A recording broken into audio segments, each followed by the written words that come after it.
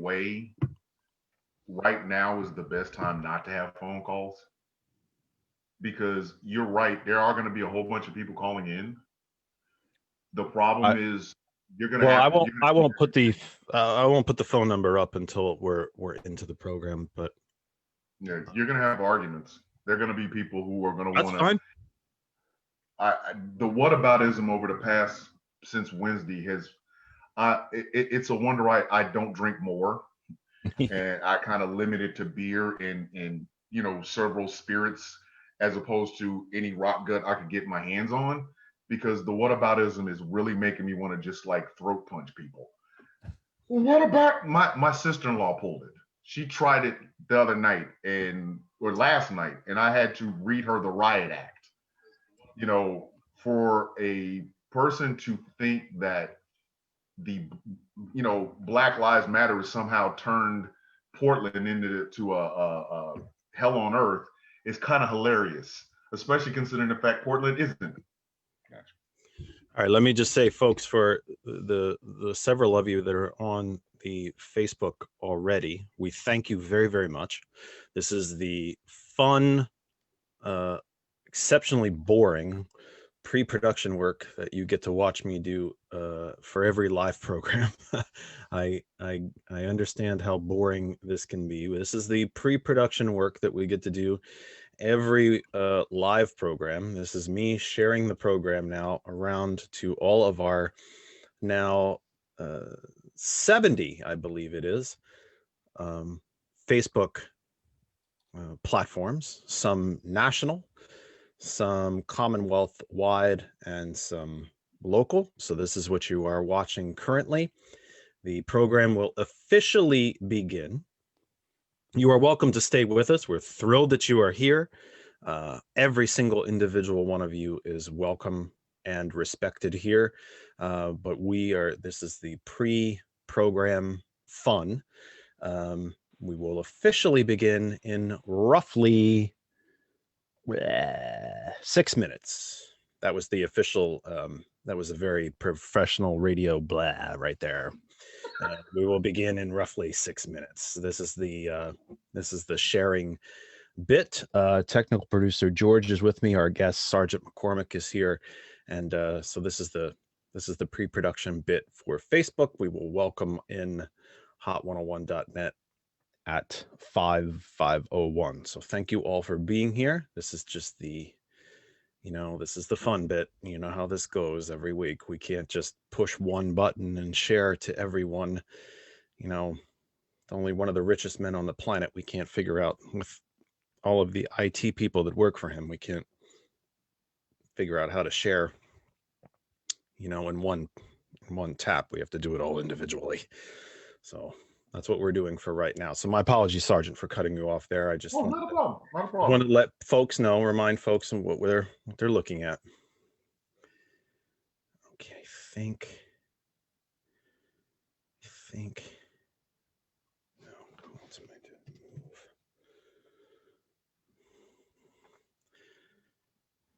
I share it to just about anybody. Oh, let me share it. I can't do there. What am I forgetting? National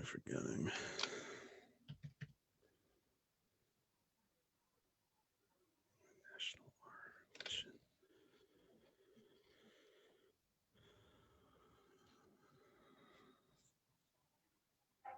Even the National Art Revolution has been spotty lately, even though I'm a member. I think they want to let me in. Who are we missing here? I think that's it for those. That's our copy and paste. That's our copy and paste, everybody. Share to a page. There's a Revolution PA. Share on mine. What's we missing here? Let's share it to a group. There we go.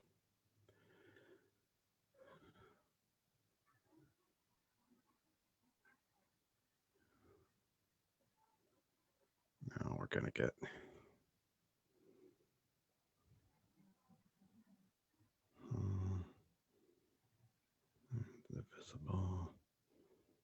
Pennsylvania. This is where I have to pay attention. Occasionally I share it to a group that really doesn't belong. Sent it to the Puerto Vallarta vacation group one week. They were not happy.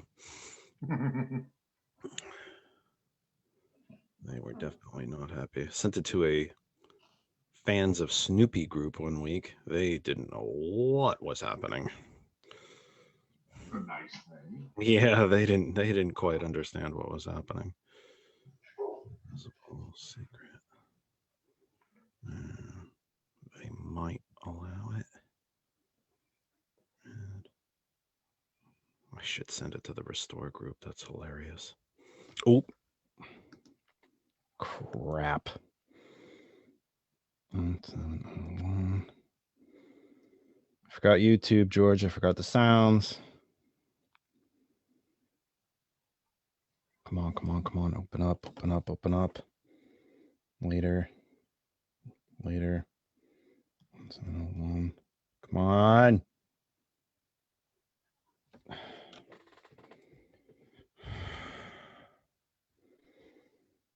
Okay. Enough, enough, enough, enough, enough. Not now. Where'd it go? Where'd it go? Where'd it go? Library. History. Where'd you go? Where'd you go? Where'd you go? Oh, great. Darn it. Yep.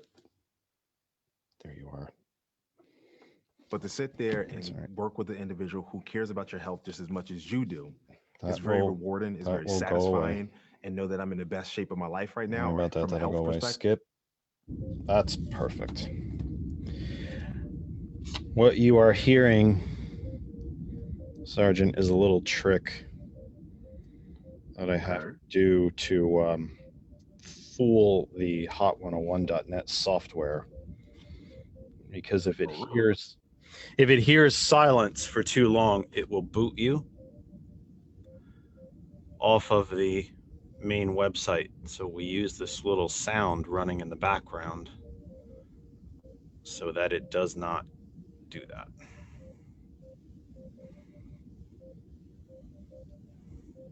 Bonus points if you can figure out what it is. I'm listening. This is a very geeky thing. Like properly geeky. I can't even. You won't. That's why it's mega bonus points if you can figure out what it is. It's just a way to fool the software. It's an important thing. You know, if you're using the software for the station and you leave silence, the computer will kick in and it'll go to pre-programmed music, which is what it should do because you don't want dead air. But yeah. So we use this as a way to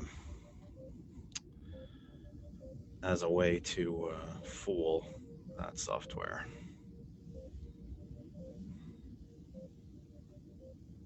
I think I'm almost there, and I need to be there pretty quickly because it's 5 o'clock.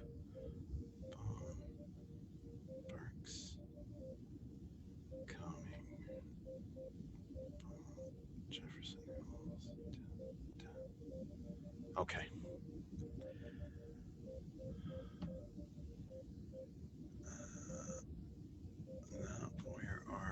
Turn the comments on. Okay. Let's say hi to the radio. Here we go, gang. Let's follow my cue. Welcome, welcome, welcome, welcome. Just when you thought it was over, after 2 full weeks, no, kids, he's back. It's okay. We're going to be okay. We're going to get through this together. He's back. Welcome, welcome, welcome. From my humble second bedroom here in the Saucon Valley, part of the Lehigh Valley, in the Commonwealth of Pennsylvania, in these United States, on planet Earth, the only one. We have third rock from the sun in the Terran solar system, part of the Milky Way galaxy in this universe of ours. This is the initial episode of the Kennedy Effect live for 10 January 2021. A brand new year, same old problems. A new year, same old issues. And that, my friends, will be the overwhelming and overriding theme of our program for this evening. We do a lot of education on this program. We do a lot of definitions. We do a lot of history. We try to do a lot of things that you may not get in your day-to-day lives. Well, folks, I can say to you, well, let me back up. And we always speak to you with a tremendous amount of respect. And we try to tell you things with the assumption that you do not know them and that you have not heard them before. Well, if you don't know what's going on in this nation after this week, then you truly have been living under a rock. And I say that maybe without respect, I'm not sure. But what has happened, not just in this nation, but to this nation, is what we will be discussing this evening. We have a guest with us, and we'll get to his introduction shortly. We will have other guests, I think guests plural, at least one, if not more, coming in to the program as we move along. But let me get to the bookkeeping part of the program, the part that you are all, of course, on the edge of your seats waiting for. Let me just say the following. Welcome to all of you across the now 70, roughly between 65 and 70 outlets across the Facebook universe using the tools of the enemy against them. Wherever you are watching on Facebook, literally wherever. The home Facebook page for Hot101.net, the Lycoming County Democrats, Our Revolution National page, MoveOn.org, Progressive Democrats of America, the Democrats for Progressive Change, the Young Democrats, the Lehigh Valley Progressive Network, the Bethlehem City Democratic Committee. Wherever you may be watching, you are awesome. Every single individual person who is watching and listening, I appreciate it very, very, very much. You may stay exactly where you are and watch and listen. You can stay right where you are and listen and watch and enjoy and be part of the program. Sit back and let's take this journey together as we begin this brand new year. However, if you want to take part in the live chat, which is happening right now, we need you to come over to our home Facebook page, the Facebook home for all things having to do with the Kennedy Effect program.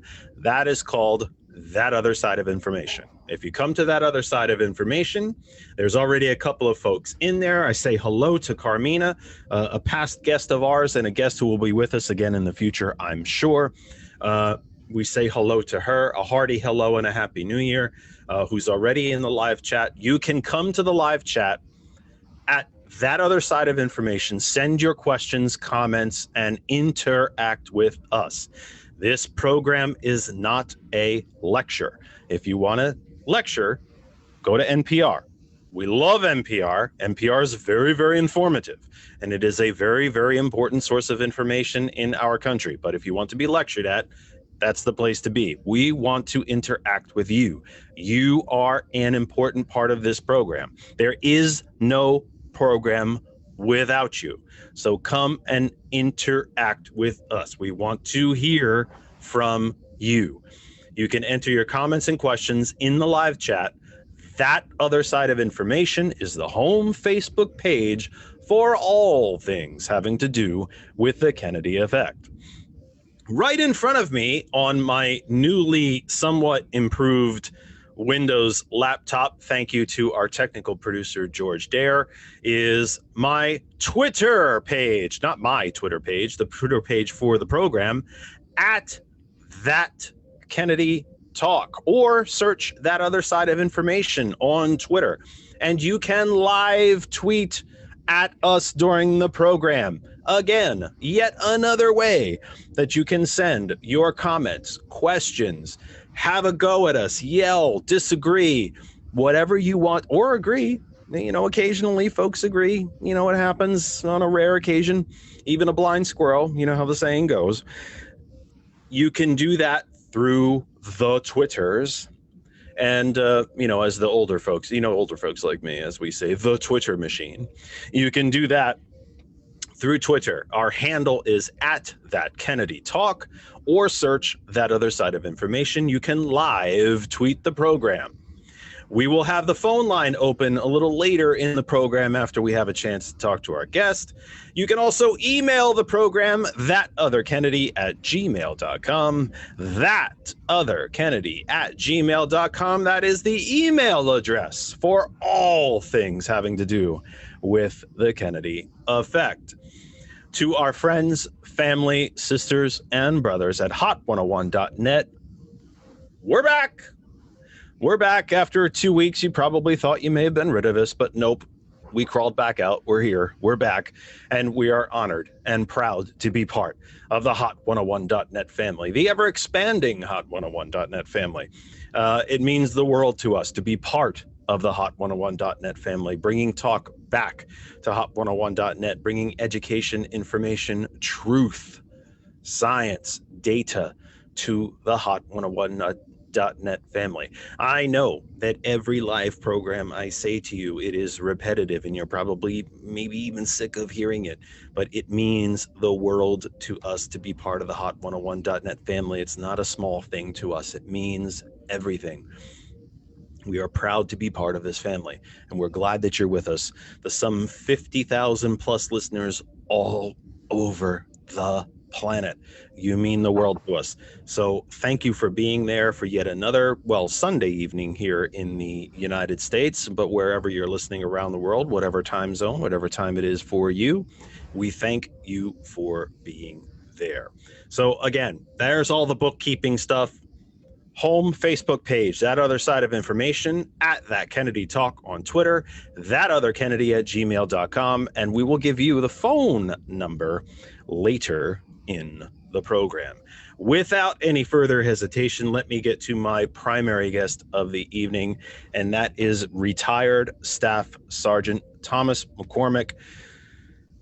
Mac came to me as a recommendation from Bob Dietrich at Our Revolution in Pennsylvania. Mac has become, I should say, more than a bit of a TikTok sensation, as he has been speaking loud and adult truth, X-rated truth. He's been using some colorful language to speak truth to the people of this nation. You probably, if you are not familiar with his videos on TikTok, I will allow Mac to explain to you how you can follow him, although you can't follow him currently for the next 30 days at least.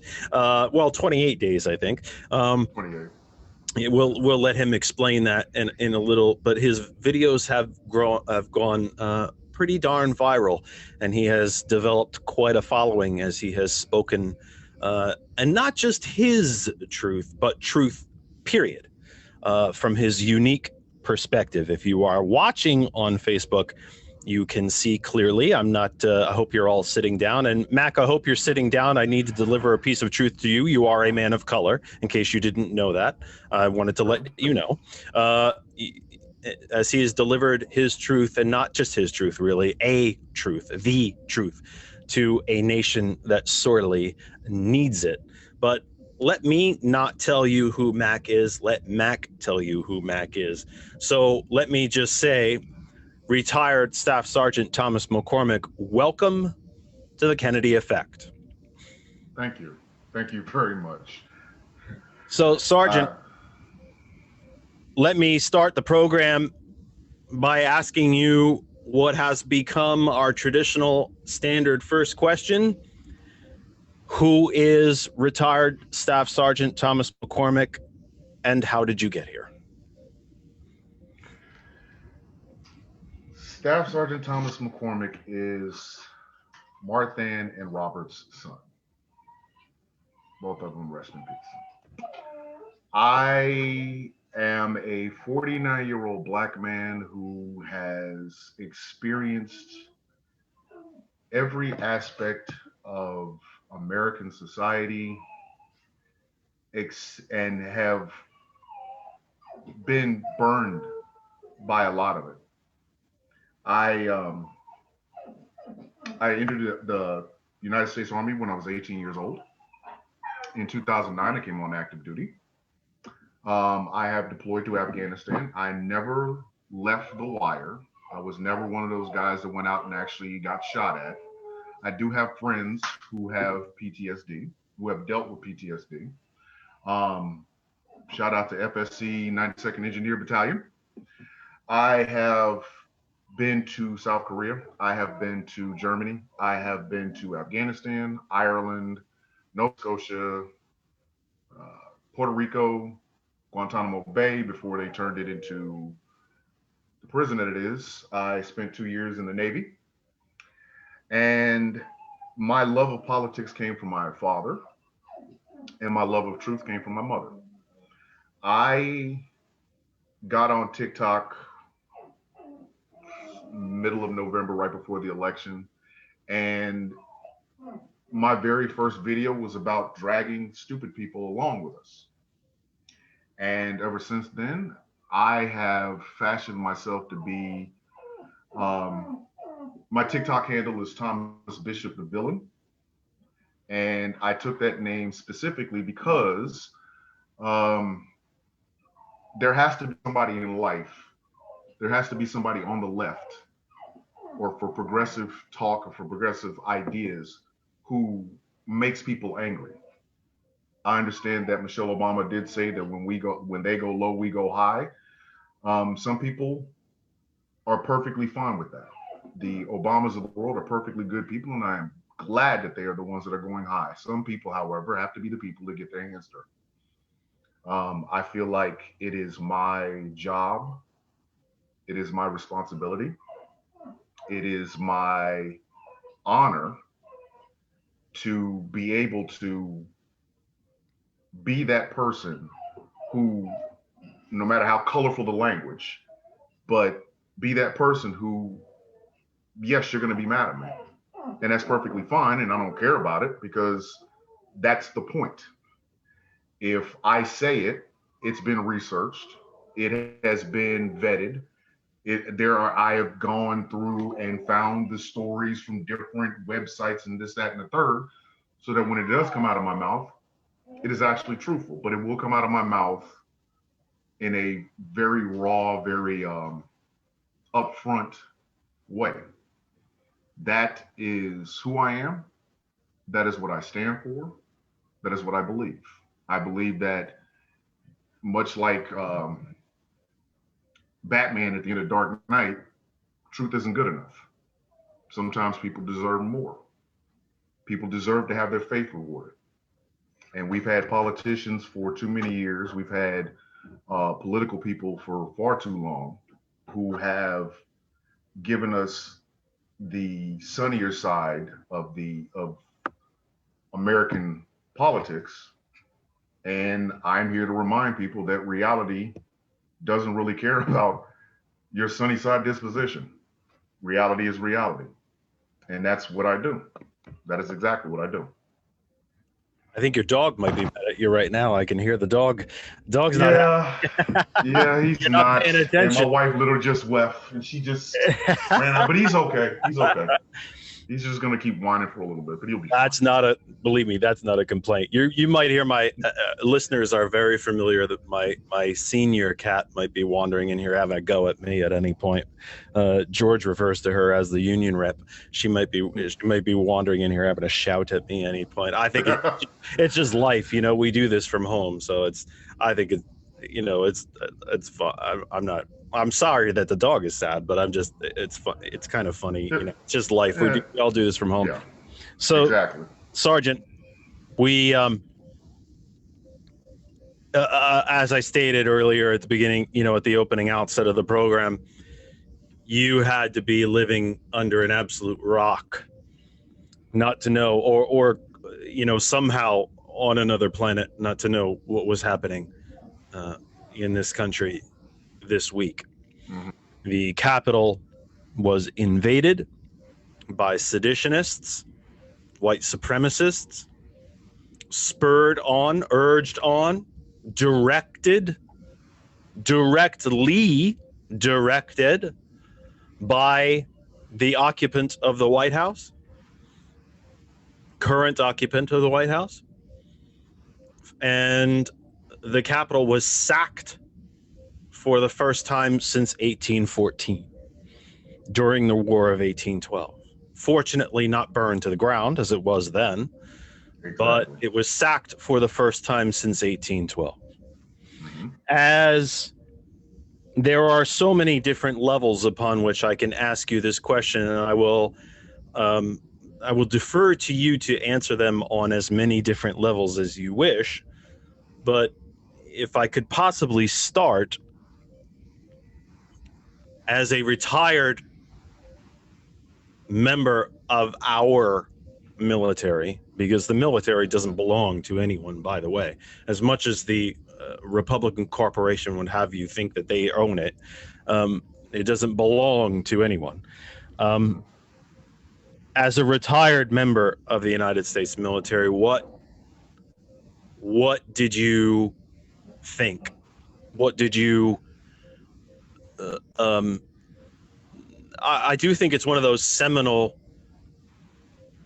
historical American moments. We're going to know where we were when, like the Columbia disaster, the Challenger disaster, the triad of assassinations in the 60s, Pearl Harbor. Where were you, if I might? Maybe I should back up and ask where you were first. Maybe I should have asked that first. But where were you? Did you immediately rush to a television? And what were your thoughts? Okay, so I was out processing from my base when this happened. And I, like everybody else, was kind of glued to Facebook and YouTube to watch the electoral process go about its business, which has been happening for centuries. Wednesday was supposed to be the day that we certified the votes for Joe Biden and finally put to rest this idea that the election had been stolen. And it was, I can't really even tell you when, that my own state senator, Josh Hawley, I had heard rumblings. I should say, Sergeant, that you are coming from us from Kansas City, Missouri. That is correct. So your United States, one of your United States senators is Josh Hawley, one of the lead seditionists in cooperation with Ted Cruz, who never saw a camera or a microphone that he didn't enjoy, who were the primary sponsors of the not protests, the challenges to the votes in the United States Senate, and provided the signatures and the Senate sponsors of the challenges from the 147 House members to the certification of the votes in the House. Yes. So Josh Hawley is one of your United States senators as you speak to us from Kansas City, from your home in Kansas City, Missouri. Yes. So when I heard that Hawley was involved in this. I kind of got disappointed. I'll be honest with you. It kind of disappointed me because I knew he was a newly minted member of the Senate.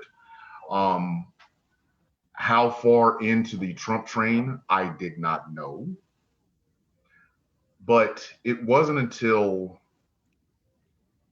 because at first I thought the rally had happened the day before. I didn't realize the rally had happened earlier that day. And I had seen scenes. Once I realized that I had seen scenes, well, the rally's happening today. And then I started getting the updates from news organizations saying that the Capitol was being overran. And my very first thought after seeing the pictures was, where's the riot gear? Now, I could have approached it as a soldier, and I could have been, and even with that, it would have still been the anger of, where's the National Guard?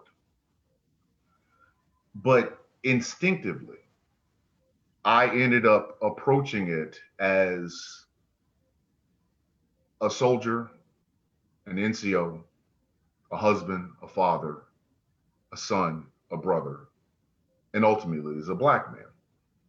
And I watched as wave upon wave of people pushed past police.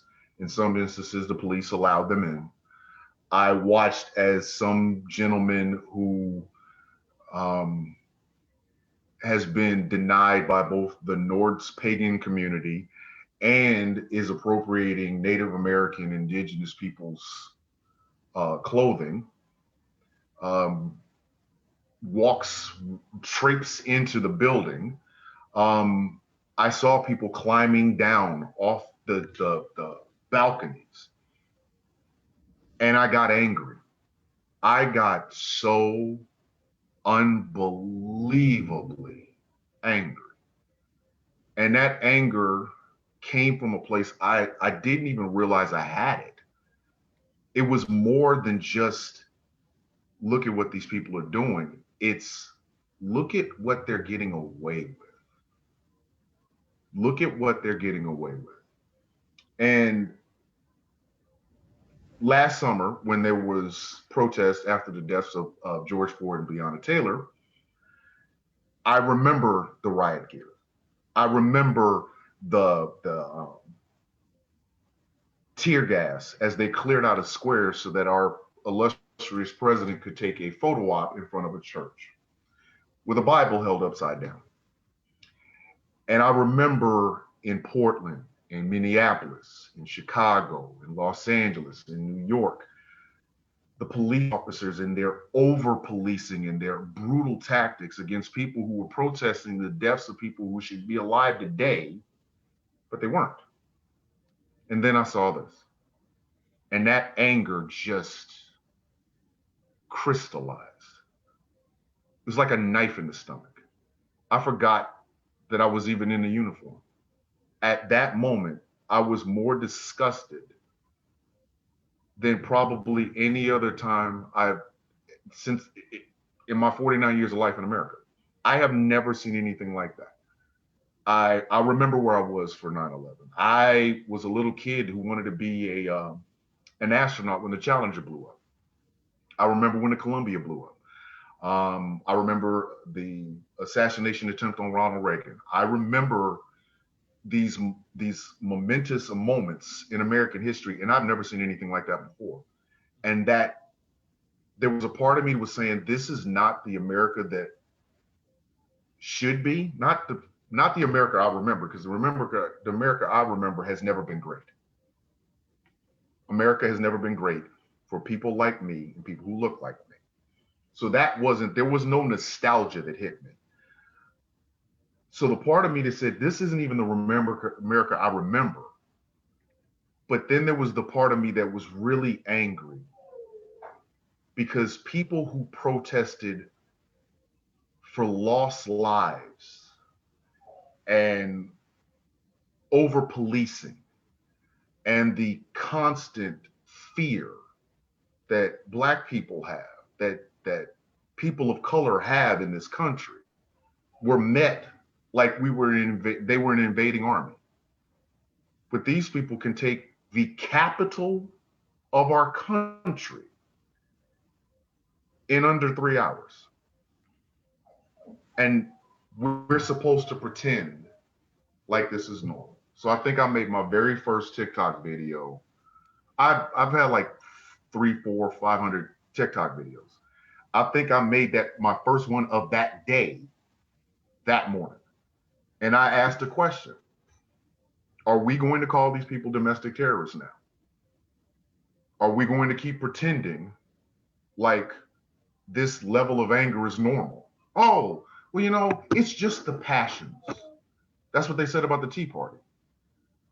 That spit at civil rights leaders who used the F gay slur towards the first openly homosexual congressman in America. Oh, it's just passionate people. They're passionate about America. That passion tore down the building where our laws are talked about. And in the process, and I didn't know this at the time, but now that we, hindsight being what it is, we know that 5 people died, including a Capitol Hill police officer who was hit in the head with a fire extinguisher. So that very first moment, I couldn't even possibly tell you that I thought anything. I knew what I was seeing was historic, but for all the wrong reasons. And it goes back to the same thing that I just said. America is not great for everybody, because those people were able to do that and not one single rubber bullet was shot. Not a one. They never treated them the way they treated the protesters for Breonna Taylor and George Floyd and Ahmaud Arbery and every other Black and person of color that has died at the hands of the police department. But these people are allowed to not only, we're not talking about a target. We're not talking about the Minneapolis Police Department. We're talking about the seat of power, where our congressmen and senators, create laws and debate laws that are supposed to help the people.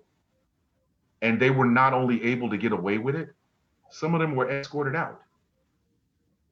I right now, I can't even honestly tell you that I've gotten over that. There's still that anger inside of me that is looking at this and I smell the double standard from here. It's a horrible, horrible, horrible feeling that I have. And I know Black folks who will tell you, hello, white privilege. And I even said one of the videos that I made earlier about Kyle Rittenhouse was, okay, you don't like the words white privilege. Okay, let's try this one, white advantage. We have people now debating on social media that, oh, well, we think it was Antifa that was in the middle. No, that debate's entirely too easy. It's not telling the truth for years, and that being an instant out. Oh, well, do we really know all those people were Trumpers? You mean the guys who were actually flying the Trump flag, using the Trump flag like a Superman cape? Replacing the American flag with a Trump flag. With a Trump, exactly. Replacing the American flag with a Trump flag. You really want to talk to me about anti-fascists? Are you serious right now? And then there's the whataboutism. The whataboutism started that night. Well, what about BLM burning down No.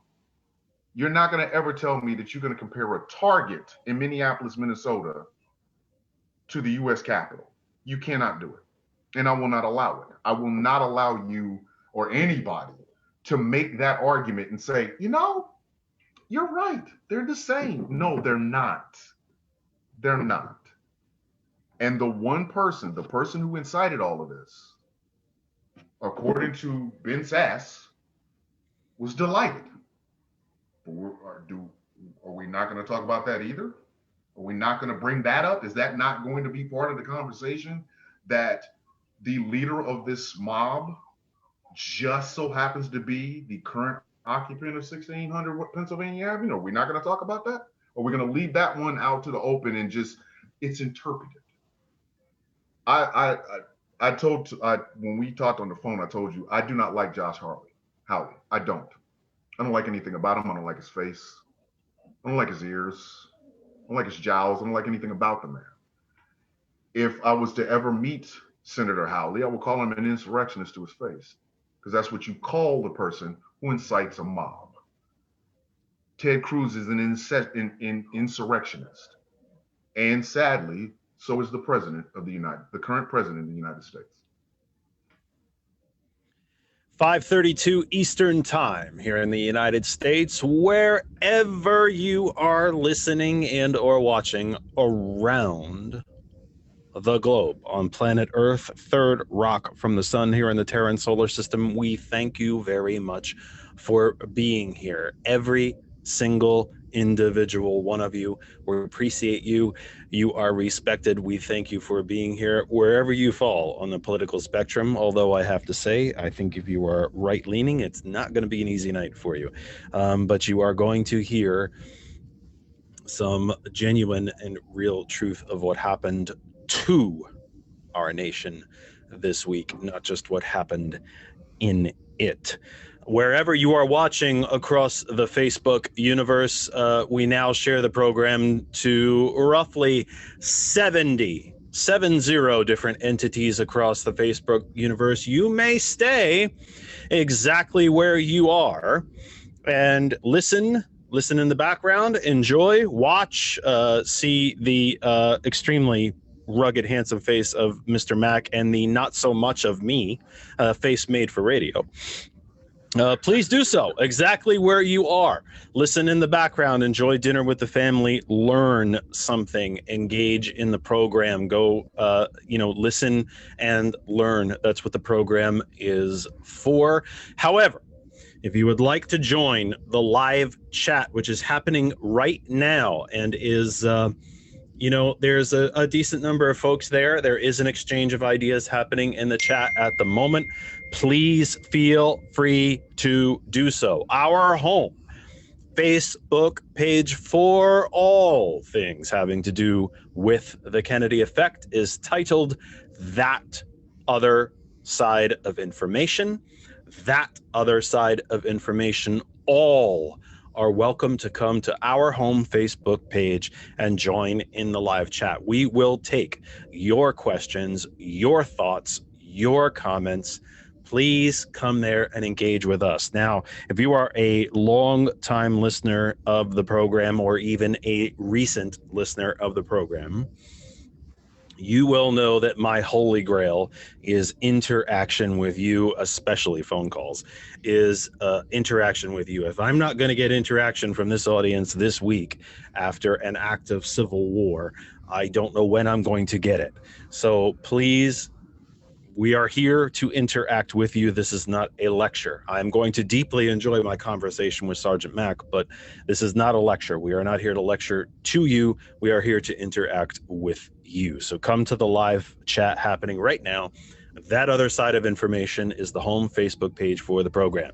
To our sisters, brothers, friends, and family at hot101.net, thank you all for being with us. If you do not know how to listen to hot101.net, well, it is very, very, very simple. You can go to the main website page at, well, you guessed it, hot101.net. You can access hot101.net through various apps on any of your devices. If you have an Apple device, just go to the Apple App Store and look for the app. Look for the app there, the hot101.net app. If you have an Android device, go to the Google Play Store. Or if you have already the TuneIn Radio app, you can just search for hot101.net and you can listen to us there. You can live tweet the program. Shocker, no one's done that yet. By the way, we were off for 2 weeks during the holiday, and we somehow added followers. Maybe that's a hint. Maybe people are telling me to shut the you-know-what up. That could be. hey, but yet I came back anyway. So there you go, followers. Shows you what I think. Hey, give us a follow. We would be appreciative. Give us a follow. We are on Twitter. I have the Twitter page open right in front of me right now. You can live tweet us. Send us a message. Send us a tweet right now. You can interact with us there. Send a question. Send a comment. Send a complaint. Send an argument. Send it whatever you wish. At that Kennedy Talk is the handle. At that Kennedy Talk, or search That Other Side of Information. You will find us there. You can interact with us there. The email address for the program is thatotherkennedy@gmail.com. Yes, I actually had to look at the screen and remind myself of my own email address. Look, I don't know. I haven't been here for 3 weeks. I'm trying to kick the old brain back into gear. The webs, the cobwebs and the dust are starting to work themselves out. If you see smoke on the screen, don't panic. The gears are starting to work themselves back into it. It just is what it is. Thatotherkennedy@gmail.com. We're getting ourselves back into gear here. Technical producer George is with us. And of course, my honored guest is retired Staff Sergeant Thomas McCormick and ever increasing TikTok star Thomas McCormick as well. So I do need to bring you a bit of breaking news. At least it is somewhat breaking, because I don't have do I have a date? This was 3 hours. This was published 3 hours ago, which would have been roughly 2:40. Let me refresh this. Let me see if I can find out when it was published. Yeah, about 3 hours ago. So let's say, for the sake of argument, roughly 2:30 Eastern time here in the United States. I have an article from Fox 5 in Washington, D.C. Capitol Police officer dead by suicide after responding to the Capitol riot. A 15-year veteran of the U.S. Capitol Police has taken his life after responding to Wednesday's deadly riot in the halls of Congress. The gentleman's name is here. I can't pronounce it. I will try. Howard Liebengood was 51 years old. I am 51 years old. It's the second life lost in 4 days for Capitol Police. Took his own life. He was off duty when he died yesterday. So take that, folks. So that will now make a total of, if I am not mistaken, that is 2 Capitol Police officers dead. I know I have that part right. In addition, if I'm not mistaken, I do not believe that I am, but if I have it correct, that will bring the death total to 6, 2 officers and 4 quote-unquote civilians, rioters, seditionists. Terrorists, that's another word for it. So we have that. Sergeant, I have a couple of comments in the live chat on Facebook. I have more questions for you, but as interaction is such a very, very big thing for me, I want to get straight to the comments. The listeners are ultimately why we are here. So let me get straight to those. Amanda, my dear friend Amanda Waldman says, what disturbs me in the aftermath of this failed coup, which is clearly what it was. The failed coup attempt is that the current occupant of the White House, she uses a different word, a word and title he's not worthy of, hasn't been charged with the seditious conspiracy or treason, as many of his minions are being charged with, as they should, by the way. And a follow-up comment, I keep hearing about impeachment, resignation, and the 25th Amendment, which we have not gotten to yet. I was going to speak about that as we continue through the program. But nothing about charges equal to those his followers are facing. Ashley Shea, a loyal listener to the program. I am deeply appreciative, Ashley, for you being here yet again.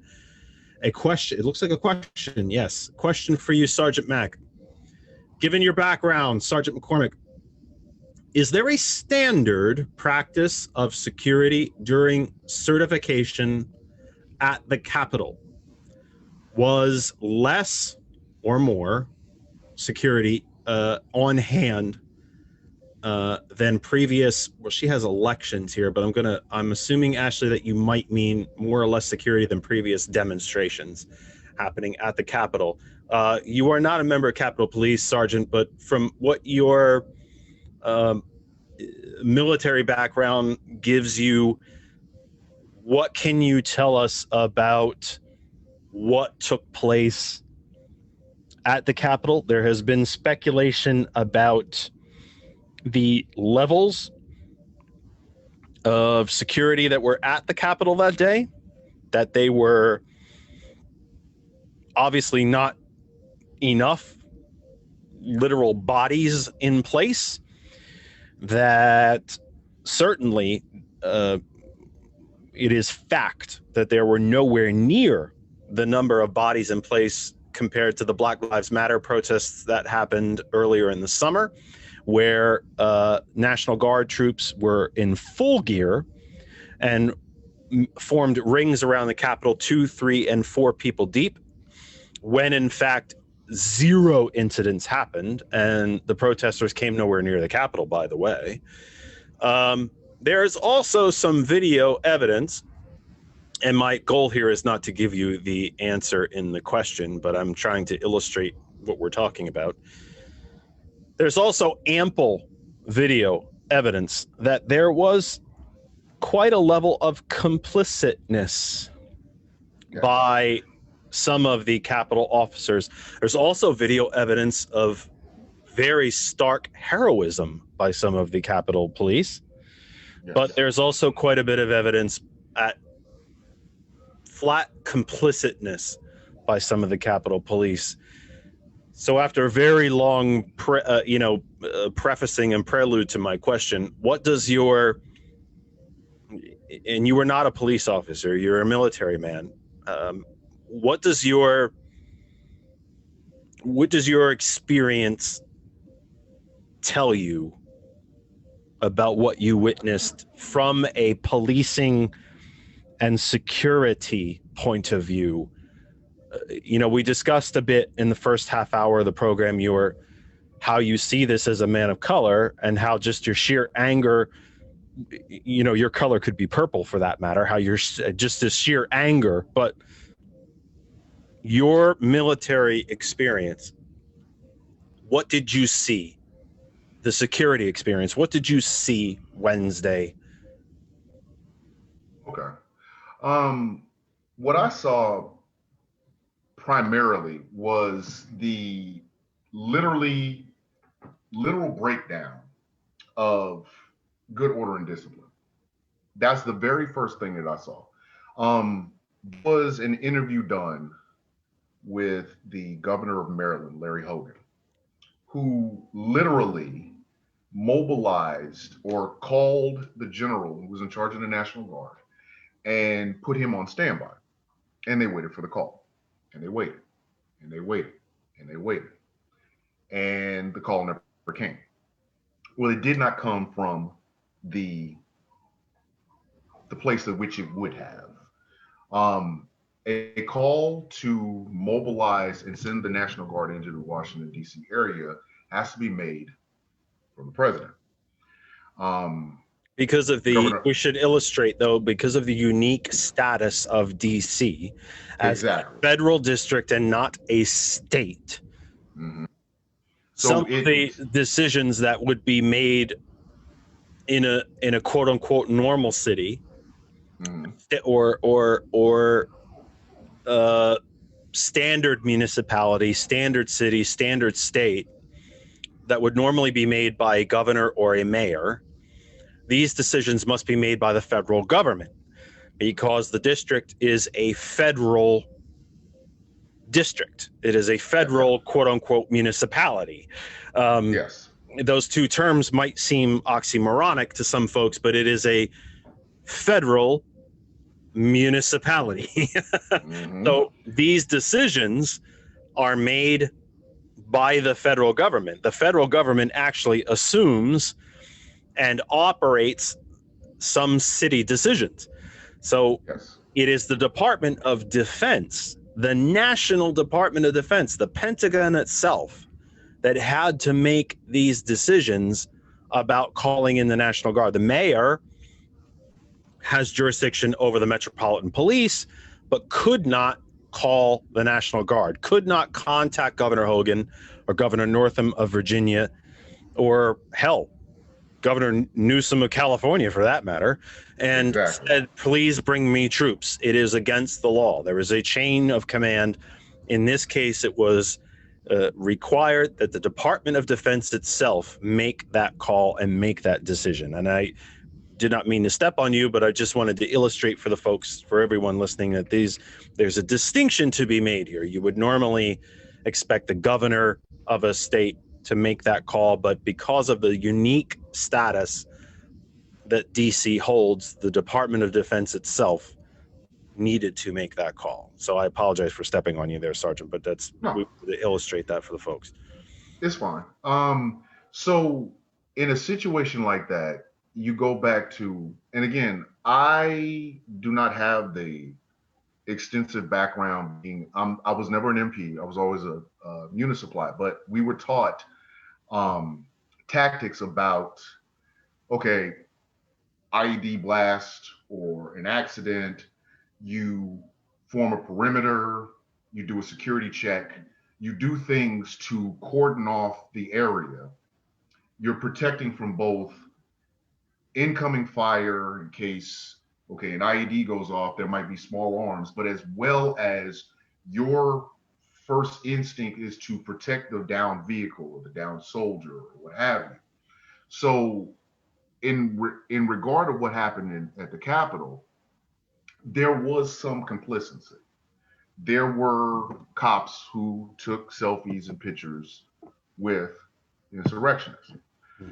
Now, and I will not say that I speak as a subject matter expert on these things, but when you have people who, it seemed, according to all the videos, on one hand, you had police officers who were actually actively engaging in direct pushback or direct security against the insurrectionists. And on the other side, you had cops who just moved the partition and let them in. So what you have in a situation like that is good order and discipline completely went out the window. And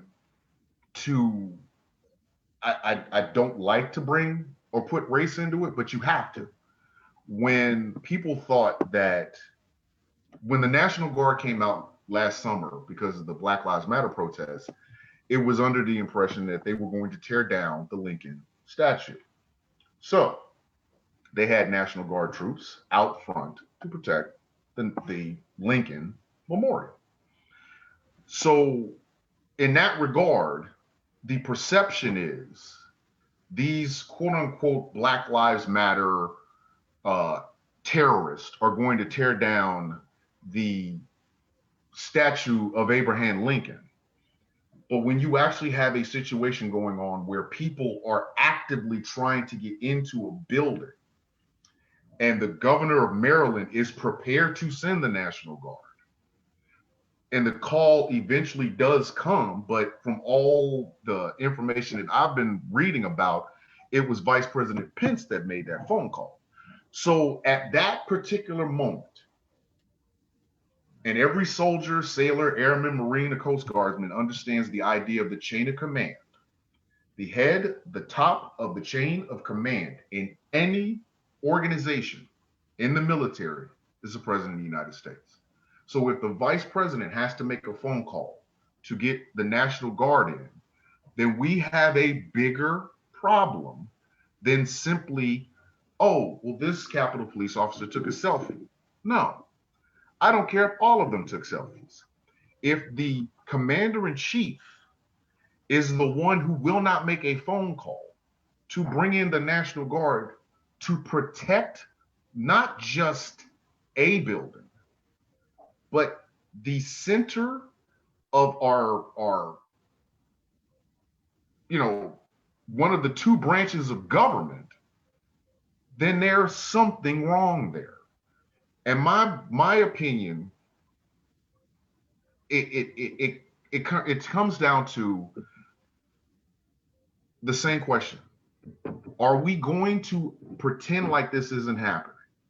Are we going to say openly, it's one thing to say it amongst liberal friends in a house where you guys are drinking wine.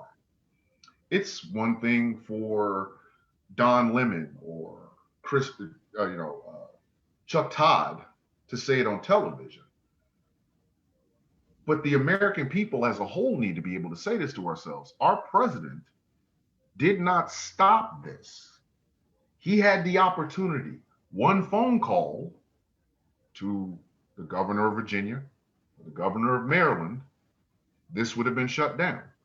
He did not. So we can either say that he didn't want to, couldn't, or had no way to. And that is the breakdown of the chain of command. To me, what happened was our commander-in-chief created a mess, walked away from that mess while it was going on, and did not give the Capitol Police, the senators, and the congressmen inside that building the ability to protect themselves by using the one thing that he has the ability to do, phone call to one of the two governors that surround the District of Columbia. That is a problem because it goes to the honest question of whether or not our president is an insurrectionist. It's something nobody, regardless of what political stripe you are, if you are a rock rib Republican who is all about country first, what happened Wednesday should make you sick. And it should have you asking, did our president create a problem and then let it happen? If you are a dyed-in-the-wool liberal who has never been a Trumper, you should be asking yourself today, or as you were asking yourself on Wednesday, is this something that we knew was going to happen and didn't do enough to stop it? That's the part that nobody wants to really talk about. Whether or not the National Guard was there, whether or not the Capitol Police were prepared, it all comes down to one place. It comes down to one man. And unfortunately, we really all have to start looking at ourselves and asking ourselves, did our president want this? Is this something he wanted to happen? That, to me, as an old soldier, as a person who has led soldiers, as a person who has been put in charge of situations where you are to do security and you have to do security checks and you're training soldiers to go into battle, having the back of the next person and this, that, and the third. For something like that to happen, everything else underneath it is broken. It doesn't matter whether or not the National Guard was fully prepared to go in, because our commander-in-chief didn't let them. He didn't call to have these people go in. He did not call when he saw that this situation was turning into what it turned into. He did not do anything to stop it. I do not blame Governor Hogan. I do not blame Governor Northam. I blame no general. I can't. I will never say that these people had an ulterior motive. I'm not even really mad at the Capitol Police. They did the best that they possibly could. There was one officer who was being chased up the stairs. The famous video where some QAnon supporter was chasing this one black cop up the stairs. And it's actually quite a group of folks. Yes. Yeah, one cop who continually gave ground, probably to save his own life, from a group, not one supporter, but quite a group of them. A lot of them. So who had a collapsible baton and was not armed.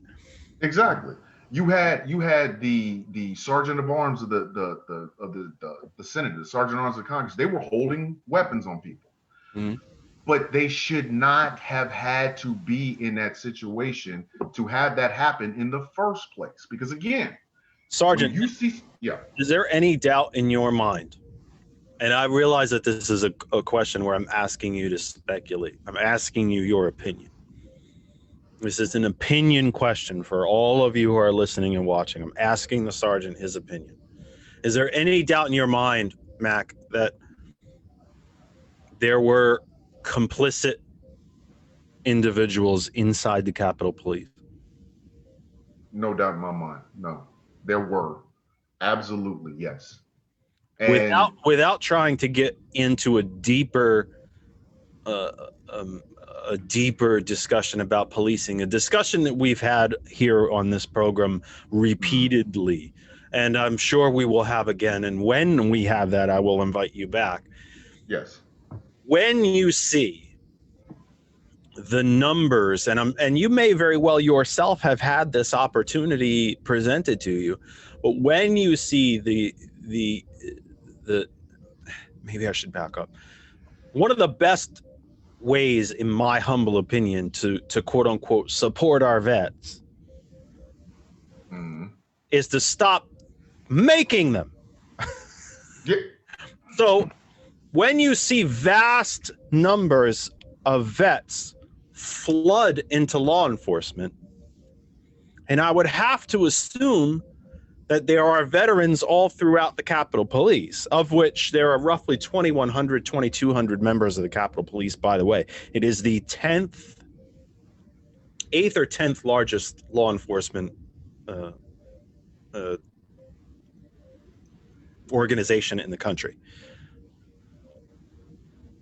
And given at least the stereotype, I'm not sure I've always bought into this stereotype, to be honest with you. But at least given the stereotype that we are given, the general population is given, that soldiers are predominantly right-wing leaning. So I'm asking you the same question, but I'm asking you again as we get to the top of the hour and I need to reset the program. Is there any doubt in your mind? Because I do think some of the videos of some of the police officers stepping out of the way, they were stepping out of the way before they got killed, to be honest. But is there any doubt in your mind that at least some, even if it was 5, 10, that some of those officers were complicit, willingly, knowingly complicit? As heartbreaking as this is going to sound, the answer is yes. There were officers that day who were completely and totally okay with what happened. Do I think it was the vast majority of them? No. Do I think the ones that were perfectly okay with it expected bloodshed? No. But I do honestly believe, just like in every other police department, there are people of a particular political stripe, and it goes far beyond being conservative, because I have one of the closest friends I have in my old unit is a conservative man. Loved the guy. He was a never Trumper to the end. But yes, I do believe that some of the police officers that day knew what was going to happen and were perfectly okay with it. And that is heartbreaking. That absolutely breaks my heart to say it. I happen to believe the same thing, especially when you talk about Representative Jim Clyburn of South Carolina, who is the Democratic whip. Happened to mention this morning on State of the Union with Jake Tapper on CNN. I want to make sure I credit the right place. This is not something Representative Clyburn sure as hell didn't call me. I want to make sure I credit the right folks. Mentioned to Jake Tapper that the majority whip in the House, folks, for all of you listening and watching, has 2 offices.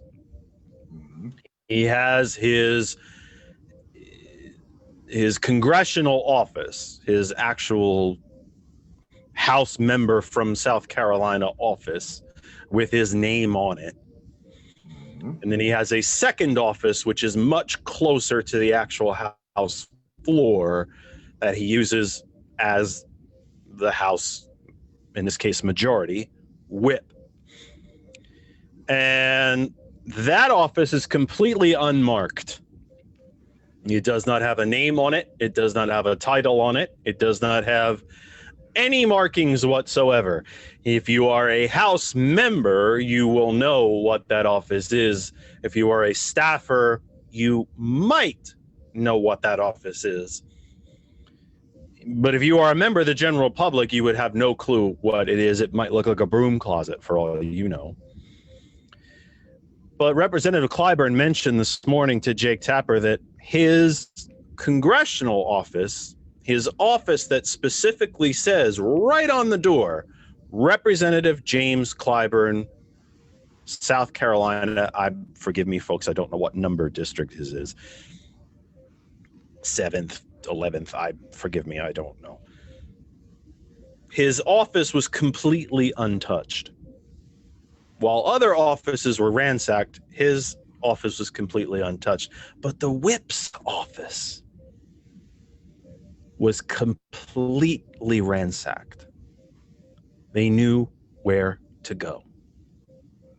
The folks who invaded the Capitol building knew exactly where they were going.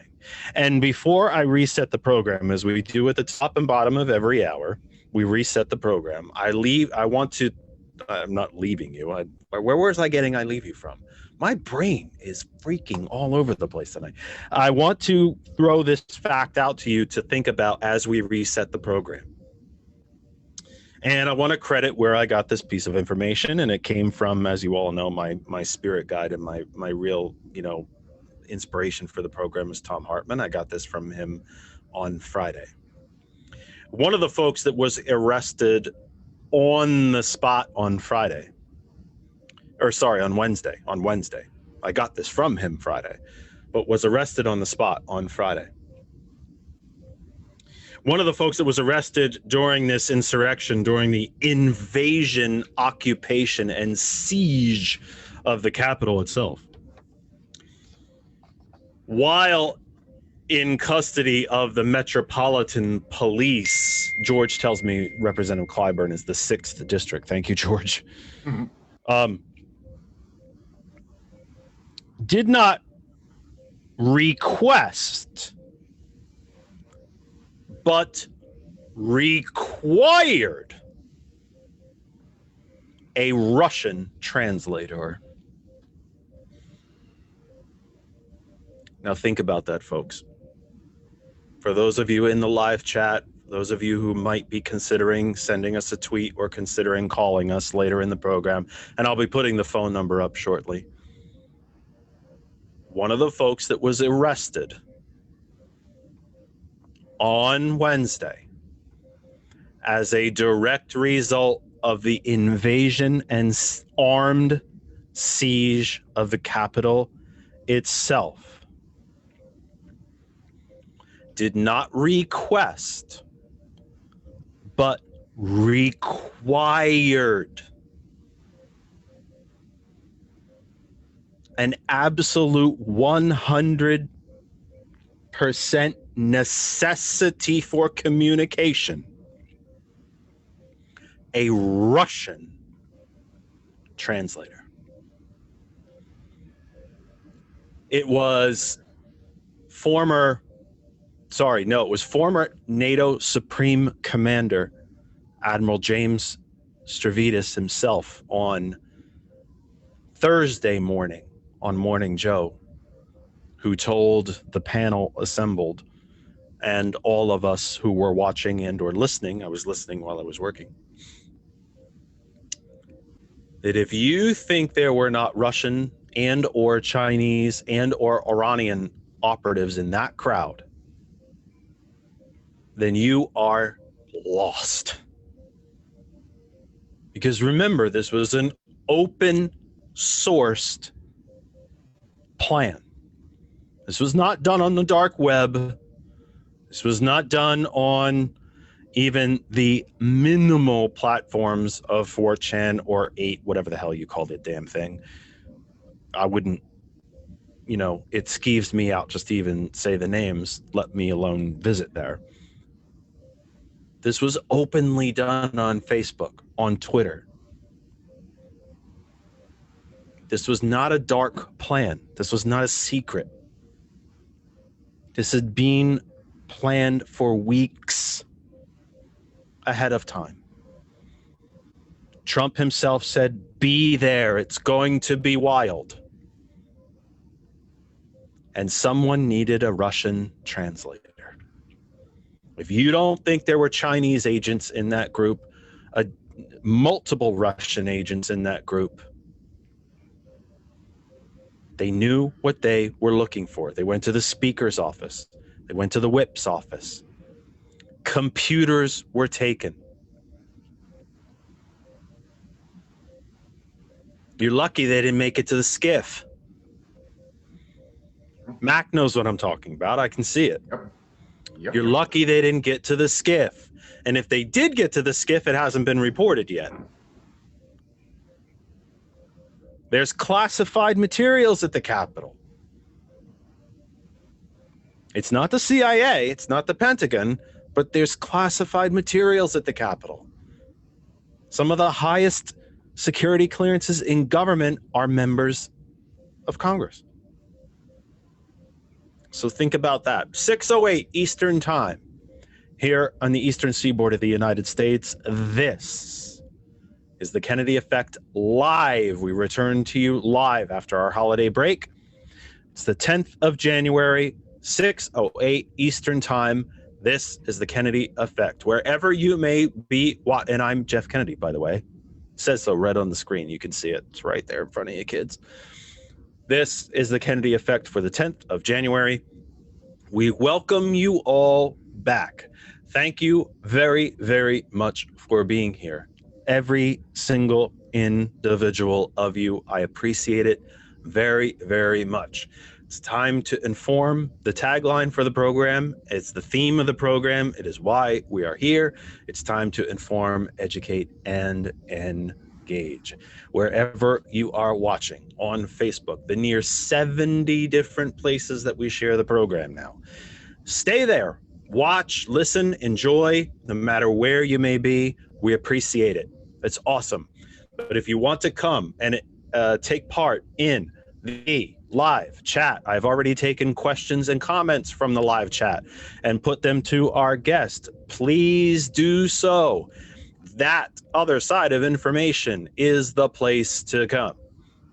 That other side of information. That is the home Facebook page for all things having to do with the Kennedy Effect. The Twitter page is open right in front of me. Just search for That Other Side of Information. Our Twitter handle is @ThatKennedyTalk. Did I get that right? Oh, dear God in heaven, I have to look.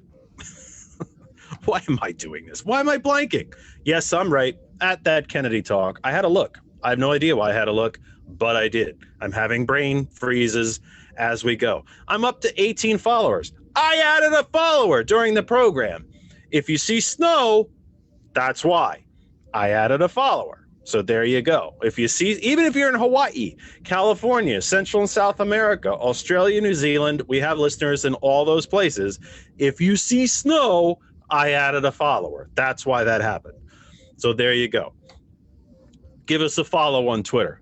I'm not the most active follower or most active guy on Twitter, but it is a great place to keep up with the program. You will always hear or you will always see show announcements, guest announcements.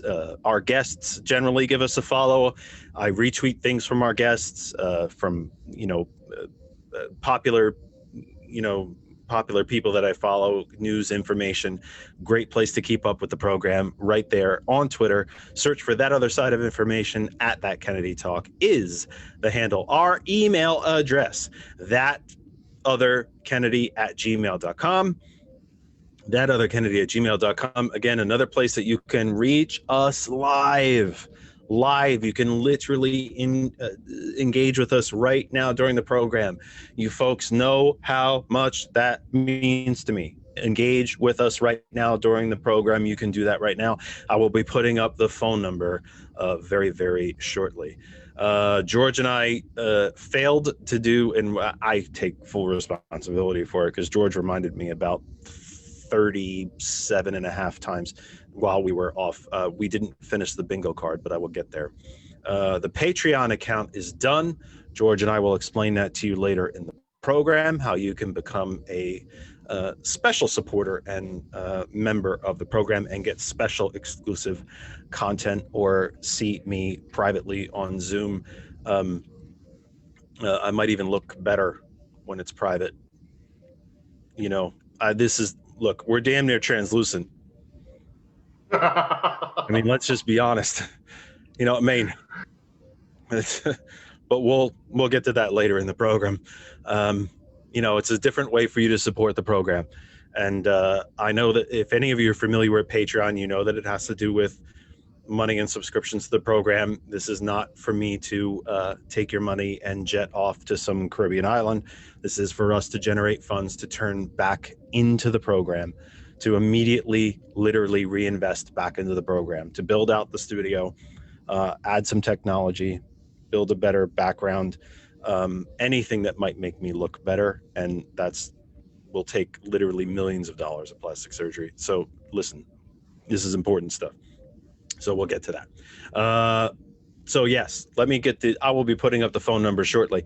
Our other guest has joined. I believe he's in the background, being very polite, or he may have stepped away. Our professor of history from the University of the Arts in Philadelphia, and also my friend and compatriot from our Revolution, Pennsylvania, is joining the program. Chuck Pennachio and Thomas Mack, the sergeant, is staying with us. He's been kind enough to stay with us. You'll also see on your screen, if you're watching, for our brothers and sisters at hot101.net listening to the audio portion of the program, there are some video components that you are missing. Don't worry, we will keep you filled in. You're not going to miss a single thing. We'll explain everything to you. It is very, very simple to listen to hot101.net. It really, really is. There's a lot of different ways to get to hot101.net. And if you're not listening, you should be. First off, hot101.net has a very active and really, really easy to use, well-run Facebook page where you can be watching the program. It's one of the places that we send the program. But if you're listening to the audio, you can do so at the main website, hot101.net.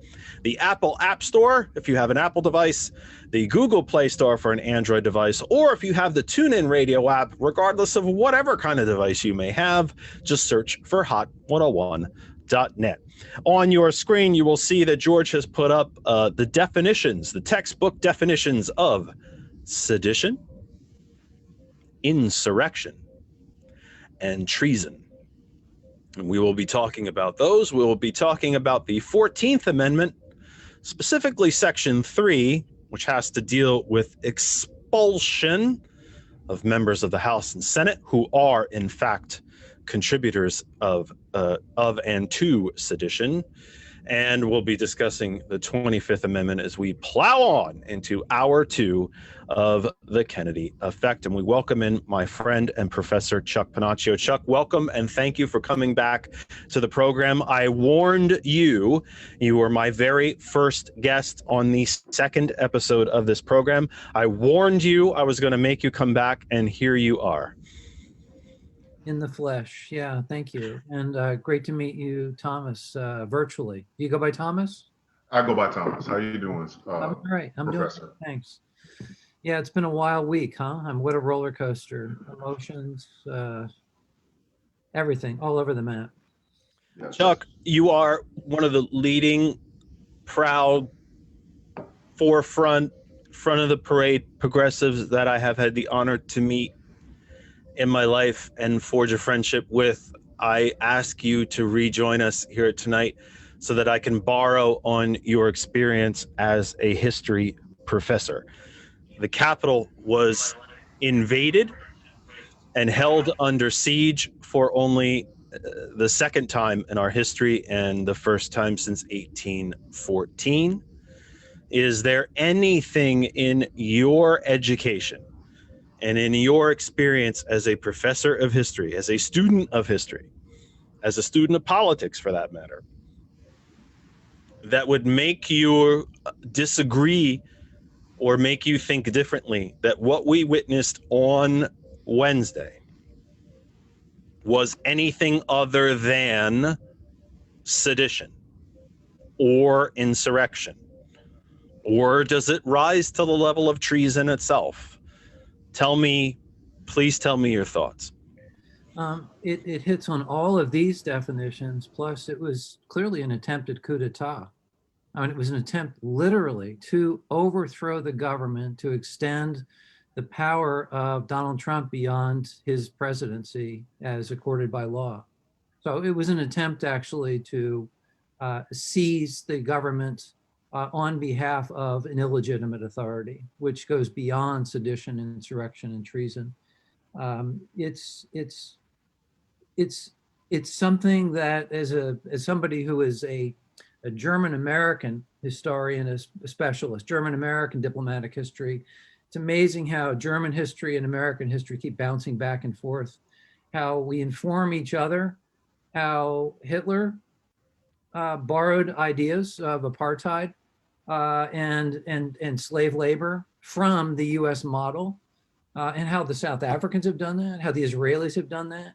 I mean, there is this conversation among major nations of the world historically that inform each other. So it's no coincidence that many people are making the observation that I made earlier on, that what we witnessed at the Capitol was very much an event that resonated with Hitler's attempted coup in the state of Bavaria, in the city of Munich in 1923, November 9th, 1923.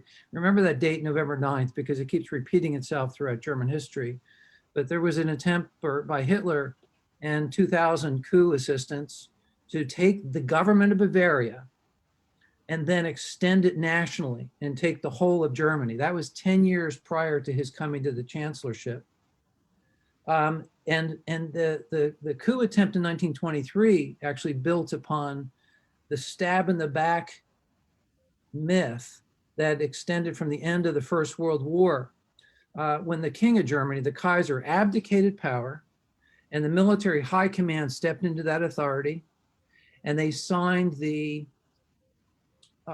they signed the pact that ended the war. They signed the agreement to end the armed hostilities, and then they also signed the Treaty of Versailles in 1919, and the myth of the stab in the back was applied to women, Jews, and socialists. And that myth was embraced by German nationalists, by German conservatives. And it was a myth that was absorbed into the psyche of Germans who felt that they had not lost the war, because in fact, the Allied powers had not occupied Germany as a whole. And so it was easy for Germans to believe that they had not lost the war, but that they had been sold out, that they had been stabbed in the back. And so that whole myth will play into Hitler's coup attempt in 1923 that resonates with this recent event here in Washington, D.C. at the Capitol. And then that will extend further into the rise of the National Socialists, will extend further into the extension of imposed second-class citizenship on Jews in particular, but other other individuals who were considered to be lesser than human. And that will extend into Kristallnacht in 1938. And then of course, that'll extend into the final solution, 1942 to the end of the war. So there are linkages across German history that in so many ways mimic and and elaborate upon the course of American history. The assault on Native Americans, the destruction of about 90% of the Native American peoples, from the point of Columbus down until 1550. And then the English model of colonialism, interestingly enough, was exercised first over Ireland. They actually defined the Irish as racially inferior to the Anglos just across the sea. And the model of control over the Irish was then extended to North America and wrapped itself around Native Americans, and then ultimately wrapped itself around Africans and African Americans, from the point of the first slave ship arriving in 1619, all the way down to the end of the Civil War. And then, of course, at the end of the Civil War, even while there was an occupation that went from 1865 to 1877, there was the imposition of black codes in areas that were not militarily occupied. And then, of course, when the formal occupation ended in 1877, that's when those black codes became known as Jim Crow, segregation, apartheid. And those laws and that practice was then mimicked in several countries around the world. So the United States, the roots of our own history have fascistic elements to it, no question about it, no question about it. And one other thing I would just add in here is that it was during the French Revolution, the year of the Reign of Terror, when you saw full-fledged fascism take place between 1793 and 94, when they rolled out the guillotine, and when they took cannons into the field, they literally cannonballed people to death. And then they took weights and they put people in ships and they sunk those ships. So, you know, there are a lot of episodes of history that anticipate one after the other. And these dictators, these wannabe dictators, including Donald Trump, who surrounds himself, of course, with Stephen Miller, Steve Bannon, and Roger Stone. These are all students of history. They're all students of history. And they're also white supremacists. They also believe in the racial superiority of white people. And they are the ones who put into practice what they've learned from history. Chuck, what about the actual use of these riotous events for the justification of fascistic leadership, or the justification of martial law itself? Do you believe, I guess I'm asking you to speculate a bit, and obviously this didn't work. Right. Clearly it didn't work, and I suspect it didn't work because of the sheer outrage of the entire thing. But what about the use, you know, when we talk about the Kristallnacht, the night of the broken glass, or the storming of the Reichstag, the burning of the Reichstag, but what about the use of these riotous events to justify the imposition of fascistic governments on the people? Is there a thought to you that the storming of the Capitol was potentially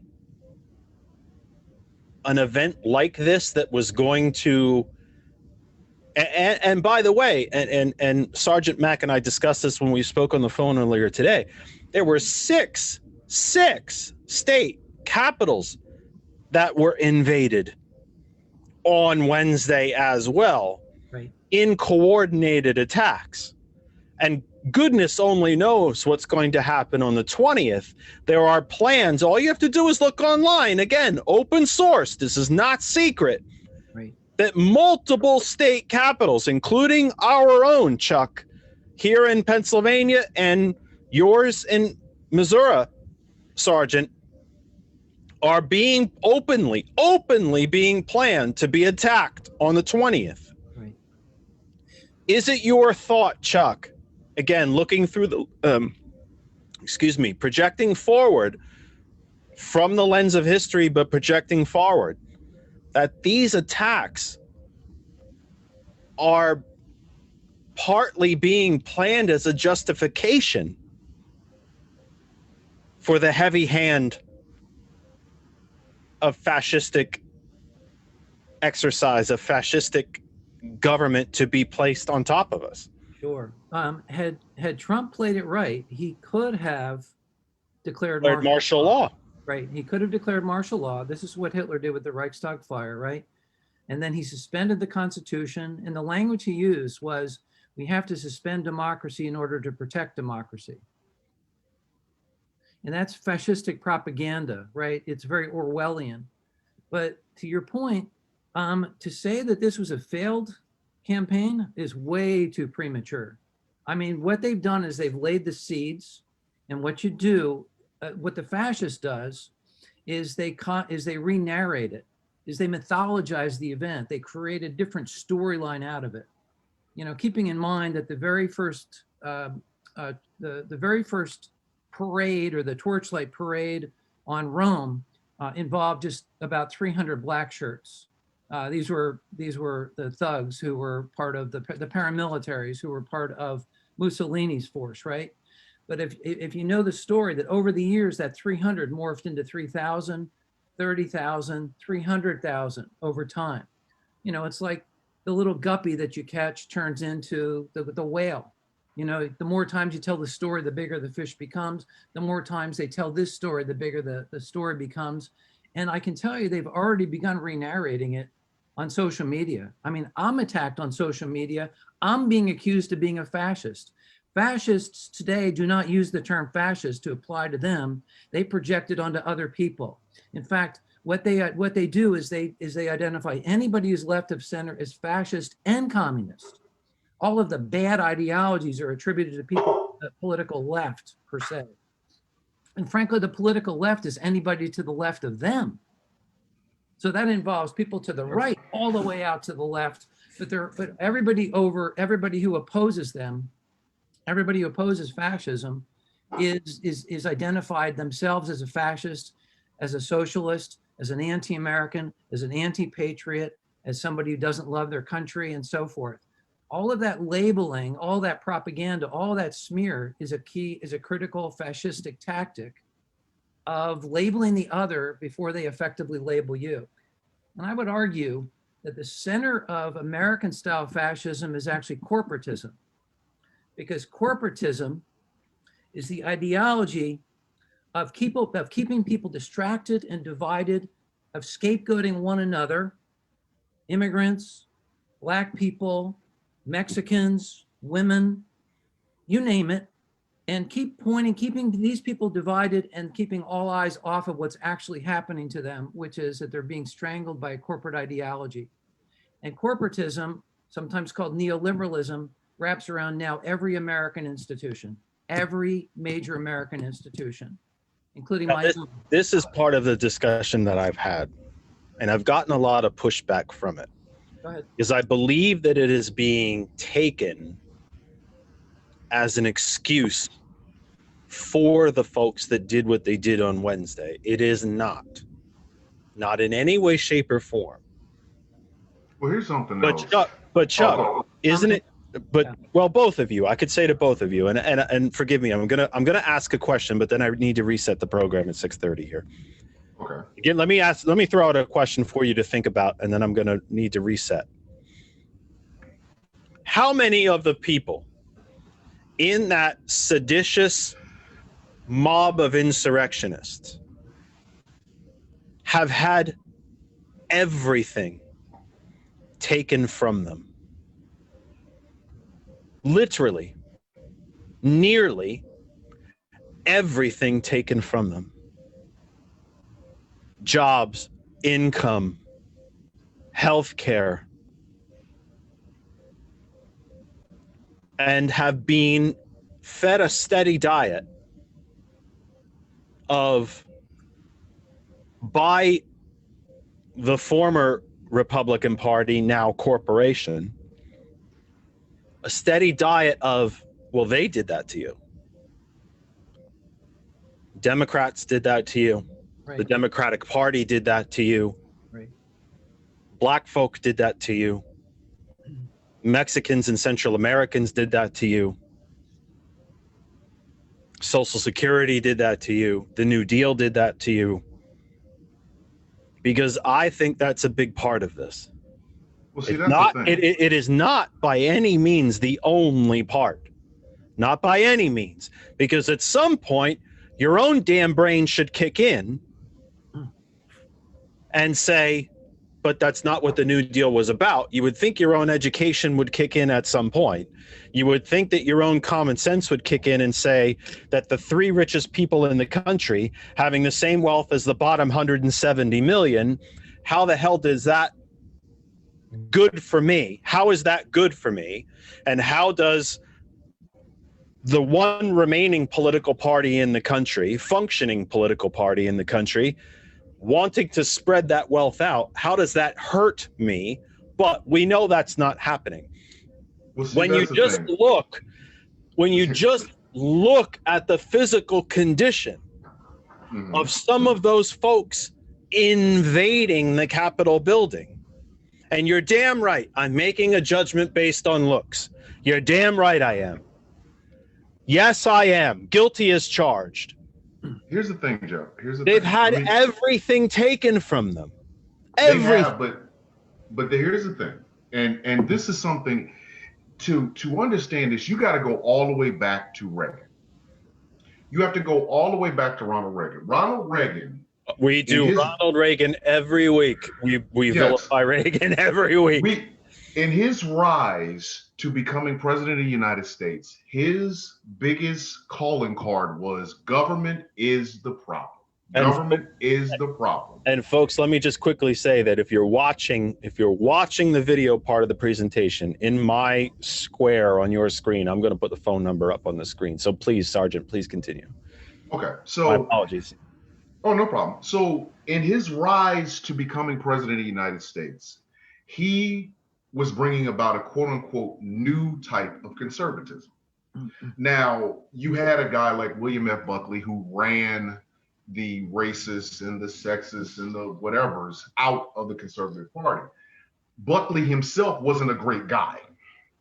He wasn't this progressive conservative. He just didn't like these people. It was not the Conservative Party that he thought it should be. So when you have Reagan coming in, who was a child, he was an acolyte of Goldwater, but he comes in with this idea that government is the problem. Government is the problem. His inaugural speech, government, isn't the solution to the problem. Government is the problem. I would suggest to you, though, Sergeant, respectfully, he didn't come in with that idea. He came with that message. Exactly. Because I don't think he believed it. I think that's what he was selling. He absolutely did not believe it. That's the sad part about it. That's what he was selling. Yes. He sold it. And the problem with that mentality was he then took steps to break what he saw as the problem. The reason, if you ask any average conservative today, what is their solution to wealth inequality? What is their solution to joblessness and tax homelessness? It is every single time, it is tax cuts. They do not have a single solitary platform that does not start with and end with tax cuts and free market capitalism or privatization. So if you're believing, you start off believing that if you work really hard and you do the right things, you'll get someplace in life, which is perfectly fine for average white Joe. And I'm like, again, I only go racial because I have to, because again, I'm a black man. So average white guy works at a shop. He works there for 20 years. His kid gets a job there. He gets a gold watch. He goes on about his business because he did it the quote unquote right way. What Reagan has people believing is that America is great as long as you're willing to work for these things. It's a mentality. But while he's selling the sunny side disposition to people, and then like the professor was saying, like you were saying, cutting taxes so that people like Bezos and Bill Gates and Elon Musk can make these billions of dollars. At the exact same time that Reagan is selling you this dream of working hard and achieving, he's also telling you who is not working, who is not doing what they're supposed to do. The vilification of the brown and the black and the gay and the woman, all of these things go around, and you have a lot of guys that attacked the Capitol on Wednesday who were young men who had to watch their fathers go through the whole, my job just shut down and went overseas. And they were raised in this. What I always said about Trump is the ugliness of free market capital conservatism on steroids. He is the natural progression of that idea. It's, if Ayn Rand's idea was a fully formed baby and had to live from the time she wrote The Fountainhead or the time she wrote Atlas Shrugged till now, you get Donald Trump. You get an entitled, wealthy white man who was raised to believe that the only thing that mattered was the last name and how much money he had.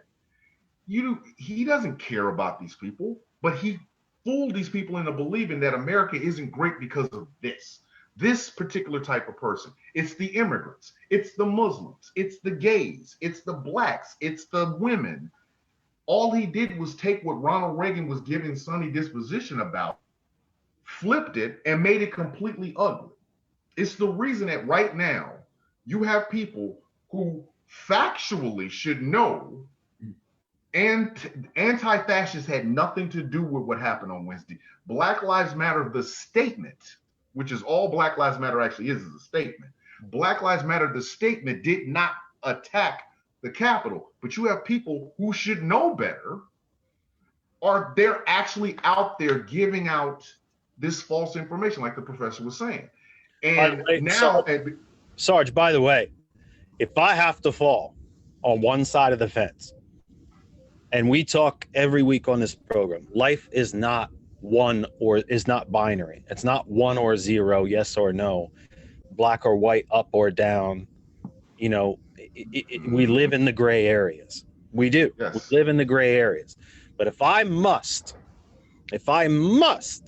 fall on one side of the fence on the other, point me in the anti-fascist direction. And you know what's funny? I'll take that. I will wear that. If I have to join one side or the other, you point me in the anti-fascist direction. By the way, we fought this war already. Yes. It was called World War II, and we won. I was just about to say that if you were to tell the average Proud Boy running around right now, that black and yellow, if you were to tell him that the guys from World War II that they're honoring and that they love so much were anti-fascists or they were Antifa, their heads would explode. By the way, Sarge, brain matter leaping out of their head. Sarge, have you ever tried to send a letter to Antifa? You cannot. Have you ever tried to call Antifa? You cannot. Have you ever tried to drive to the headquarters of your local Antifa branch? You cannot. Do you know why? Because Antifa doesn't exist. It does not exist. It is to be anti-fascist. They as a group. Yes, they like to use the word Antifa because it's easier for people who are not going to think about it to understand. As a group. They love you. Yes, this is the point. This is the folks at home. This is the point, or in your cars, whatever devices you're listening on. This is the point that the Sarge and I are trying to make. I've called Mac about 20 different things now. Sergeant the Sarge Mac. I've called him about 1,000 things. It's fine. But we know who we're talking about. This is the point that we're trying to make. Folks at home, or wherever you're listening or watching. When you continually hear this Antifa bollocks, there is no group that is Antifa. Period. By the way, Antifa in and of itself is simply a shortened acronym for anti-fascist. And by the way, if I have to be anything, count me in on the anti-fascists. What is fascism? Let's go through it. We have defined fascism on this program before, but let's define it again. We've been off for 3 weeks. Let's define it. And let me do it quite briefly for the out of the respect for my guests. Let me define it for you quite briefly. And Fascism was founded by Mussolini. What he did essentially was he dissolved the Italian parliament, but kept the parliamentary districts, then took the largest business and or corporation in those districts, put the head of those businesses into those parliamentary seats. The merger of business and state interests, which I actually think is a bit of an antiseptic definition. It is really more the use of unlimited governmental power by and for the ends and means of corporations. It is the ownership of government by corporations. So if you want to label me anti-fascist, I'm all in. That's what we're talking about here. But the right, no Republican running for office can stand in front of you and say, when on a stage with a member of the Democratic Party, the Green Party, the Democratic Socialists, even a libertarian, and say to you, I want to end Social Security. I want to end Medicare and Medicaid. I want to end all infrastructure spending. I want to end and shut down the Department of Environmental Protection. I want to sell off all the national parks for drilling and oil and mineral extraction. I want to end all taxation on the top 1%. I want to end all corporate taxation. I want to end all public education. You only get education if you can afford it. I'd like to end all public support for health care. You only get it if you can afford it. There's no Republican official running for office anywhere in the United States who can stand there in front of you and say that and expect to get elected, even though that is the actual platform. So what do? God, guns, gays, and abortion. You cobble together a constituency of people who have nothing in common to get them to vote for you. And you lie to them. You lie to them. We will protect your guns. We will end abortion. We will protect your churches and give you inordinate amounts of power. We will end the separation between church and state. Remember this, self-identified Republicans, because by the way, when you are given the choice to choose between the policies that you like, you always choose progressive policies. Trump ran on a very, very progressive platform. He was the one that was going to give you health care. He didn't. He sued to take it away from you. He was the one that was going to pretend. Well, he did pretend. He was the one that was going to protect Social Security and even expand it. Every single budget he put forth cut it by trillions of dollars. He was the one that was going to bring manufacturing back to the United States.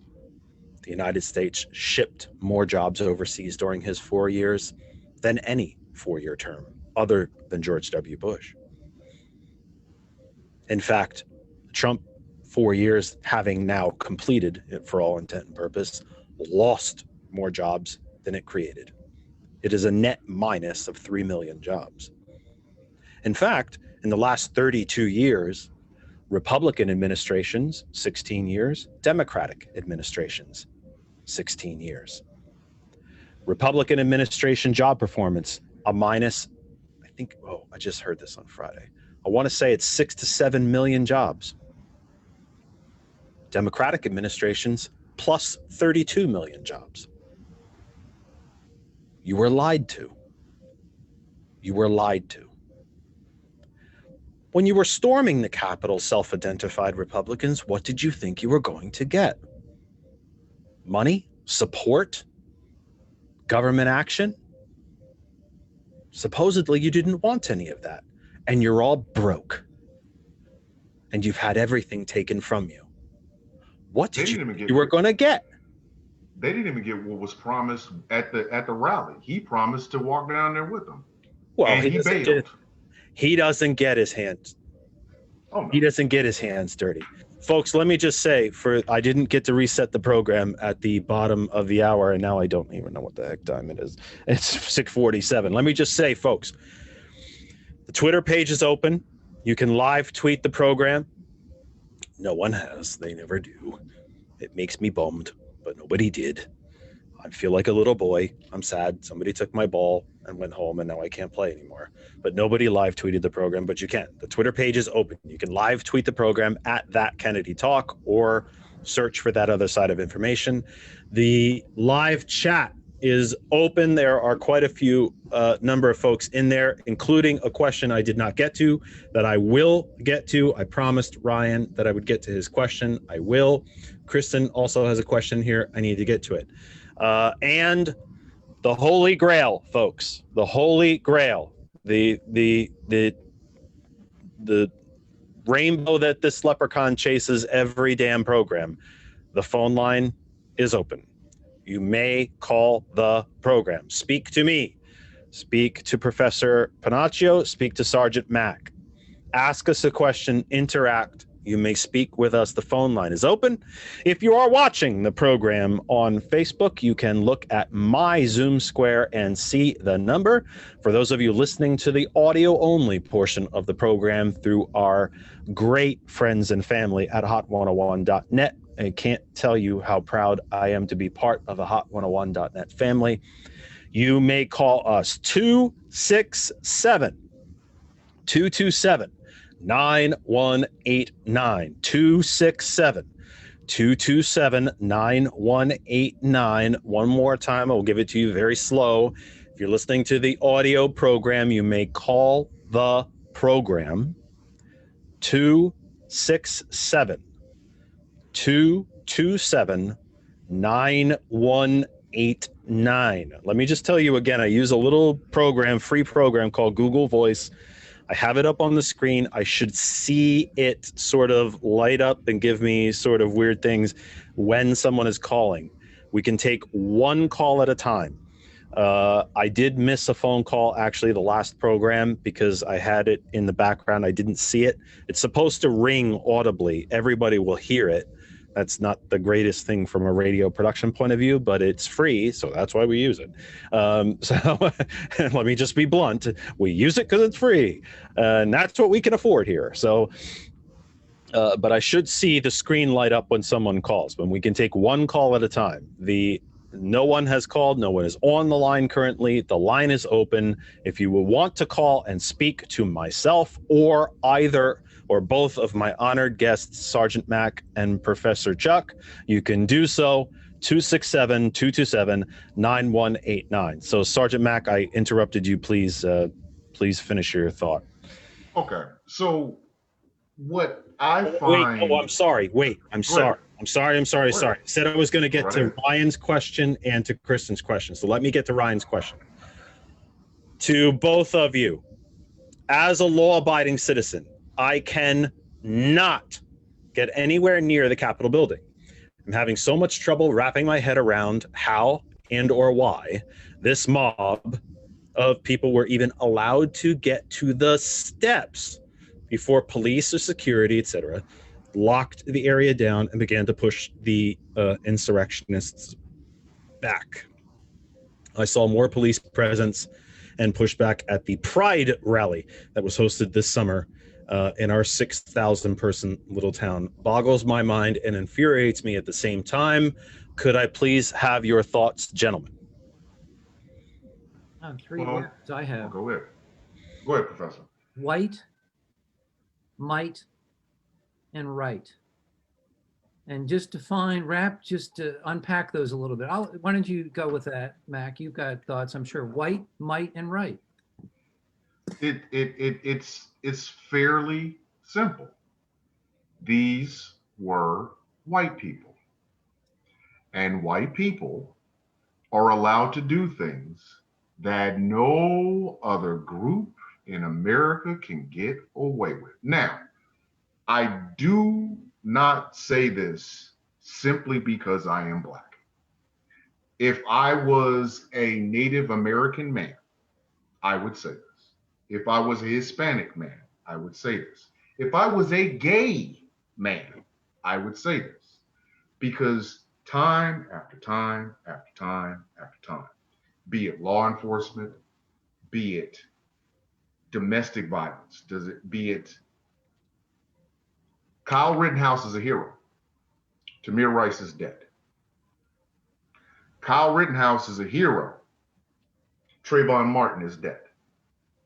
Kyle Rittenhouse is a hero. And Casey Goodson Jr. got shot in the back while holding a Subway sandwich. A white person in America, be they male or female, because now we have Soho Karen, who is beating up jazz musicians' children for an iPhone, and then she gets a chance to go on television and explain herself. In certain situations, and the problem that I have with a lot of the way America thinks is we do not like to talk about race. Race, be it the Native Americans, be it Black people, be it what we have done to the Asian community, be it whatever we have done to communities of color and communities that have not had the political clout that most people have. A white person can get away with so much, and we're all supposed to pretend like it's normal.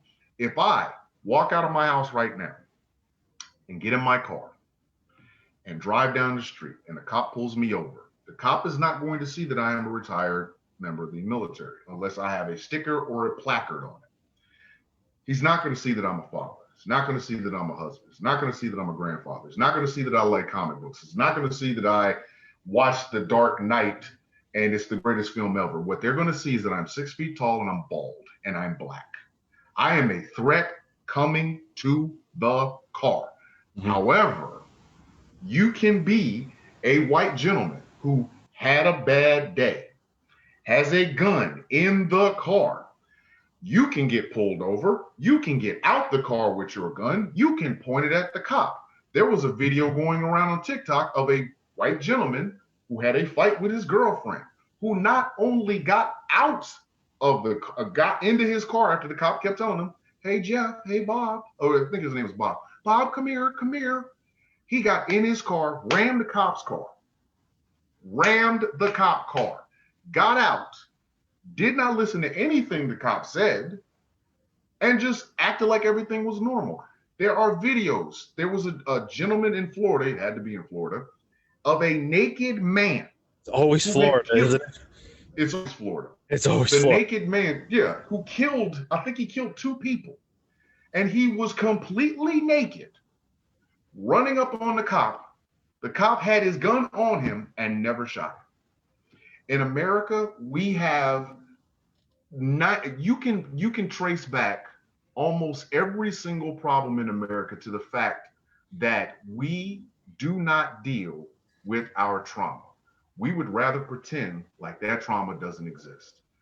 It is always, race is just one problem. Those white men at that Capitol knew exactly what they were doing, and they knew they were going to be able to get away with it because, again, they're white. They're white. The reason the Air Force veteran, the female who got shot in her neck people want us to say her name and say her name, and she's, you know, she died at the hand. She was an insurrectionist. I don't wish death on anybody, but facts are facts. You don't get shot if you're not trying to break into the Capitol. But again, Black Lives Matter had a protest miles away from the Capitol, and you would have thought they were invading Fallujah. But America does not like to talk about these things. History professors like the professor here, they deal in facts.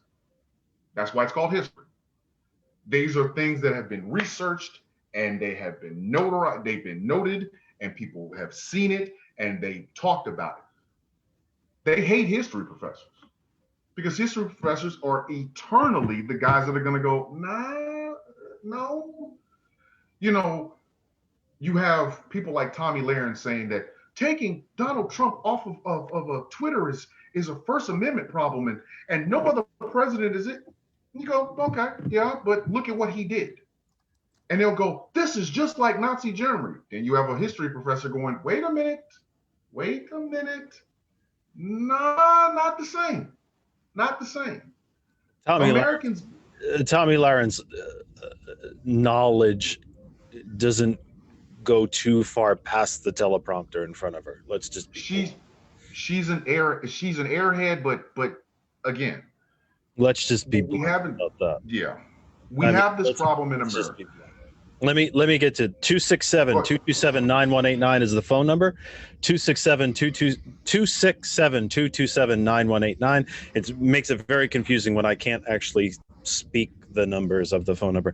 267-227-9189. 267-227-9189.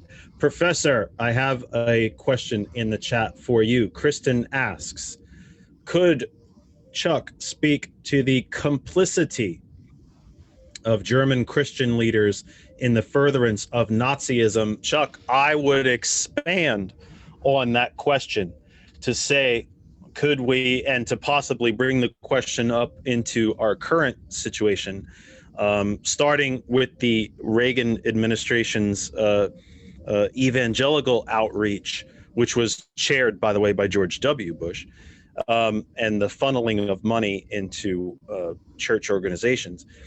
Could you speak to the not just the Christian complicity in German, the complicity of German Christian leaders in the furtherance of Nazism, but the complicity of evangelical leaders in the modern American fascist movement? Sure.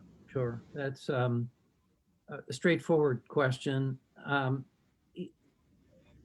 In the case of Germany, Christian leaders were actually following the lead of the Pope on the Catholic side. So in Germany is essentially divided Christian and Protestant, Lutheran, Baptist, and so forth. But you might know that the Pope cut a deal with Mussolini in much the way, frankly, that the Pope had cut a deal with Napoleon more than a century earlier.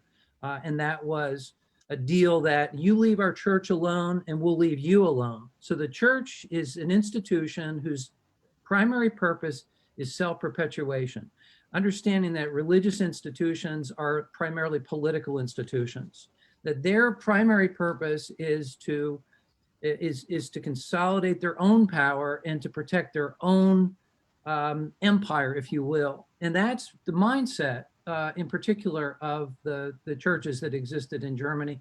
Germany grew out of the Holy Roman Empire, which was a scattering of states that then became consolidated over time.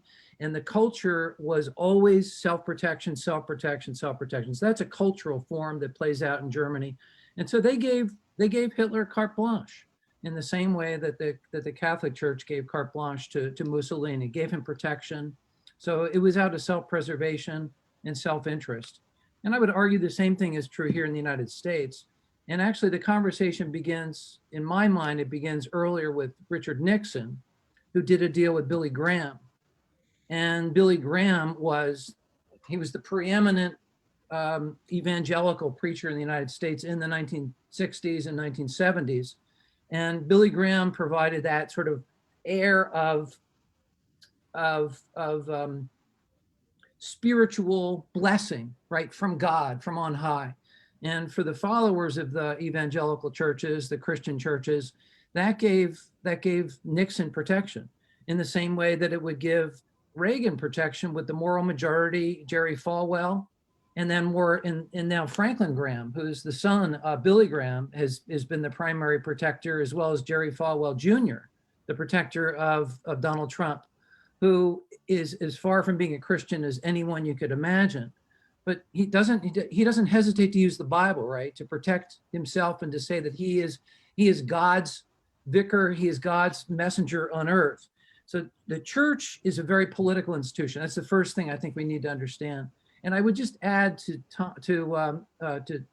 Thomas's earlier point about where this conversation also begins around race.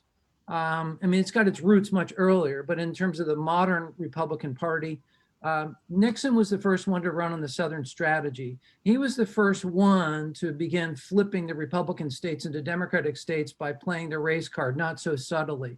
And you remember George Wallace ran as a third party candidate in 1968, and Nixon was deathly afraid of George Wallace, only because George Wallace picked the worst possible vice presidential candidate was Nixon able to squeak a victory through over Humphrey. But Nixon never stopped playing the Southern card, the Southern strategy. Reagan picked up on that, and the Bushes, certainly George W. Bush, expanded on that, and then Trump can double down on that. So that's the church in the United States, and its political complicity with these politicians. The church is not primarily these churches are not primarily institutions to provide salvation for their followers. They are there to, again, protect themselves. And now you have these churches of prosperities, right? These mega churches that have taken capitalism and put it on steroids. And they tell people that if you get with God, you're going to get riches. In the meantime, give me everything you've got. I mean, these are capitalist churches. The wealth doctrine. Right. The so-called wealth doctrine. Yeah, I hear the prosperity doctrine, the wealth prosperity doctrine, the wealth doctrine. Right, same thing. Joel Osteen and George, what is it, Myers? Yeah, that's exactly what they do. Well, Pat Robertson is now a billionaire. Osteen, if you Google it, you will find varying responses that he is worth as little relatively. You know, my dad always said, it's a lot of money if someone handed it to you in an envelope and you'd take it. If he's worth as little as you'll get varying results, as little as 30 million, but it's generally thought of that he's worth about $500 million. A good way to put it is these are profits for profit. Mm-hmm. You've heard Chuck, it was Hobbes that I think it was Hobbes that had came up with the prosperity doctrine, when folks wanted to know who should be our leader, who should be the ones to lead us, and how do we know whom God sent to lead us? And Hobbes said it was the look to the rich. Yeah, I think it was Hobbes that said that. Thomas Hobbes. Thomas Hobbes. I think it was Hobbes. Yeah. And you know what else is funny? I think I have that right. Yeah. You know what else is actually funny, but it's sad, is look at what the conservatives have given the lesser of them to live off of. Nothing. Like you were saying, gods, guns, gays, and no abortion. Well, let me actually build on that, Sergeant. Mm-hmm. If we take just the income tax cuts, okay? Mm-hmm. Just the income tax cuts on the top 1% in the Reagan era. This does not count the corporate tax cuts, the new legislated abilities to offshore monies, the estate tax cuts, the inheritance tax cuts, capital gains, and subsidies. All these things. And the newfound subsidies, the ending of the tariff system as we knew it. Unilaterally, by the way, every other nation on earth still has their tariffs. If we just take the income tax cuts alone, on the top 1% in the Reagan era. It totals now 40, roughly, plus or minus. But, you know, what's a couple trillion between friends? $40 trillion. Yep. What would this nation be able to do with $40 trillion? And as Senator Sanders has taught us, all of the new wealth, all of it, since the year 2000 has gone to the top 1%, while the bottom 99 has seen roughly $1 trillion extracted from it and to the top now. And this is why I asked earlier, and again, don't anyone listening, watching, or my respected guests misunderstand me. In no way, shape, or form. Don't even for a millisecond take this as a justification of action. Those people storming that Capitol in a purely treasonous, seditionous act of insurrection. This is no justification whatsoever. Those people storming that Capitol are part of that 99%. They've had wealth extracted from them, period. They have, there's a good number of those people who have nothing left, nothing, except perhaps the clothes on their back. Just look at them. Some of them were flat out filthy, missing teeth, the whole 9 yards. No, it's not a stereotype. And no, I don't say it to you as a joke. I say it to you as a point of fact and case that they have had everything taken from them. And because the Republican corporation has no economic record to run on, none, zero economic record to run on, these people have been told, if you just have an attic full of guns, everything will be okay. Yep. If just those two men down the block from you can't get married and can't adopt a child, you'll be okay. And folks that look like Sergeant Mack, they've taken it from you. Not the Republican corporation, but people that look like Sergeant Mack, they've taken it from you. And you know what's funny though? And the folks that come across the southern border, because the Republican corporation has destroyed the governments in Central America, they're taking it from you. Yep. These folks don't know where to look for answers because they are ill-informed or they are willfully ill-informed. They don't know where to look for answers. Folks, again, if I have to say it 400 more times straight in a row until the end of the program, this is not a justification for their answers or for their actions. It is not a justification for their actions, but it is a partial explanation. They have had everything stripped from them. They're looking for answers, but they're looking in the wrong places. There was a gentleman. Oh, go ahead. Go ahead. I was going to say that this is, if the Democratic Party was actually smart, right? They'd pay attention to the fact. If they were smart, they'd clone and rerun Franklin Roosevelt. Right. Well, the fact that 15 to 20% of the folks who voted for Bernie in the spring voted for Trump in the fall. Yeah. These are folks who are desperate. Searching for answers. Not every single one of them is a hardcore racist. I think we have to understand that it's a mix of things, and racism is certainly one of the mix. But I think fundamentally, these are folks who are largely in denial, largely ignorant. They project their problems onto other people, the scapegoating we talked about earlier. Thomas, I think you talked about victimization.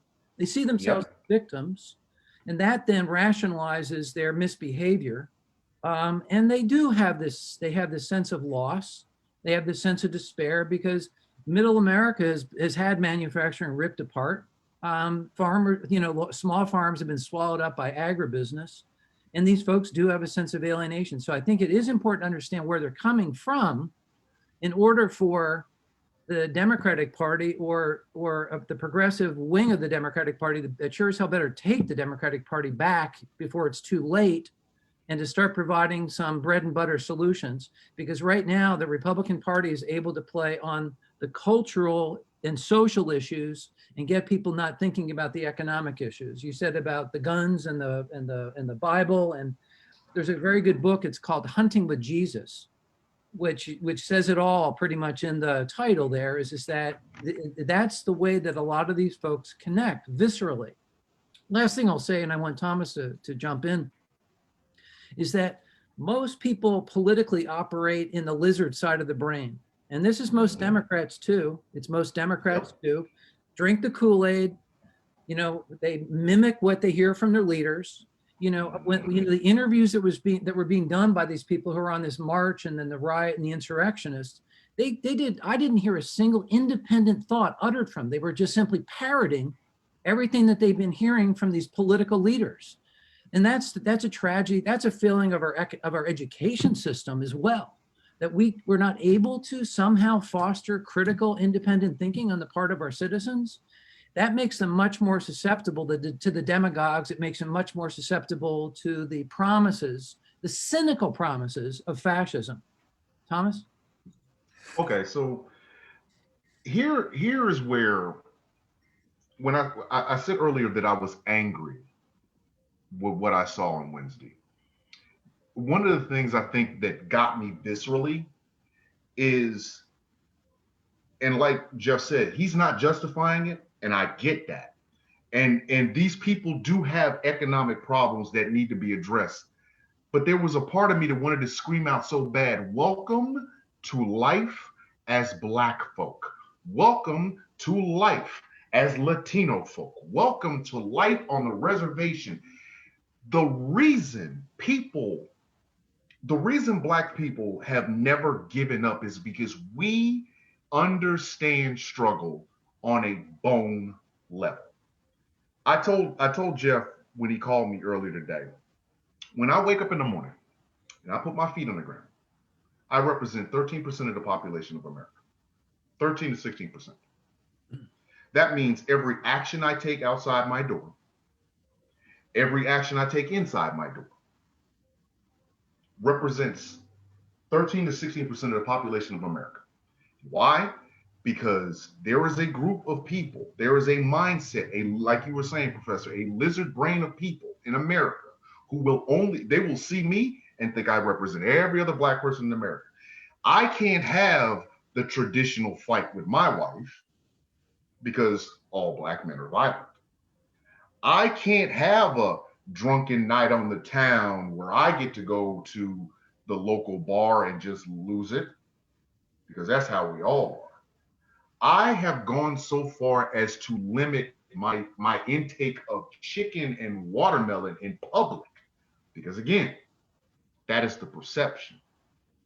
So for these gentlemen and ladies to attack the Capitol based on economic fears and parroting what they've heard, yes, they could possibly have they could definitely have a very valid point, but they're allowed to be able to point at somebody else, not realizing that the struggle that they've been dealing with is the struggle that Black folks have had since Reconstruction. The 40 acres and a mule, the Black Codes, the sundown towns, the white knights of the Ku Klux Klan, the burning of crosses, the hanging of kids, the murders of Emmett Till, and the four young ladies who were blown up in a Birmingham church. That is our history. So we understand struggle in a way because it's ingrained in us. It's ingrained in the Latinos that come across the border. They're not escaping palaces and millions of dollars in Mexico. They're trying to make a better life. The people, the Native Americans on the reservation right now, they're not saying, hey, you guys really should just live by the treaties that you gave us because they have palaces and mansions. They're saying it because they have struggled.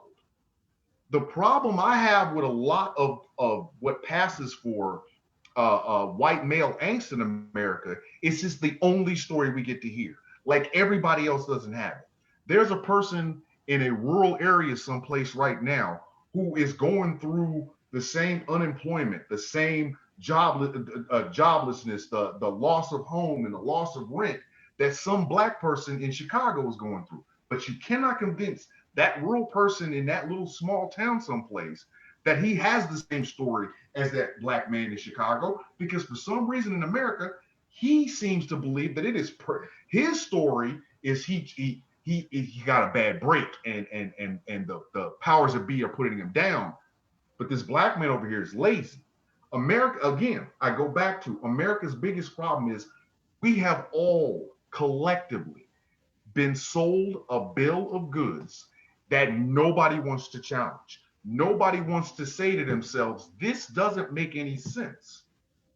So when you see black people and Latinos and gay people marching for rights to people who have never had to fight for their rights, it does look like they're trying to take something from them. They're taking my this, they're taking my that.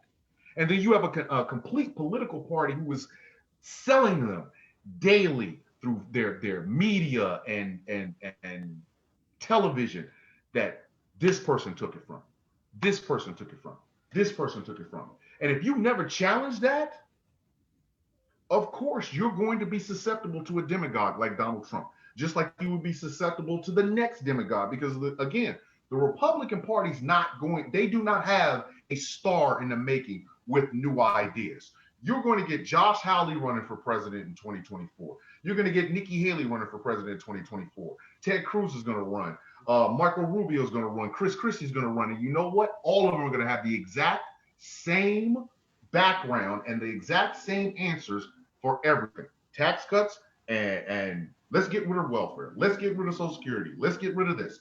And they're going to demonize the same group of people again. The same way they're going to do in 2 years, the same way they did 2 years ago, the same way they did 4 years ago.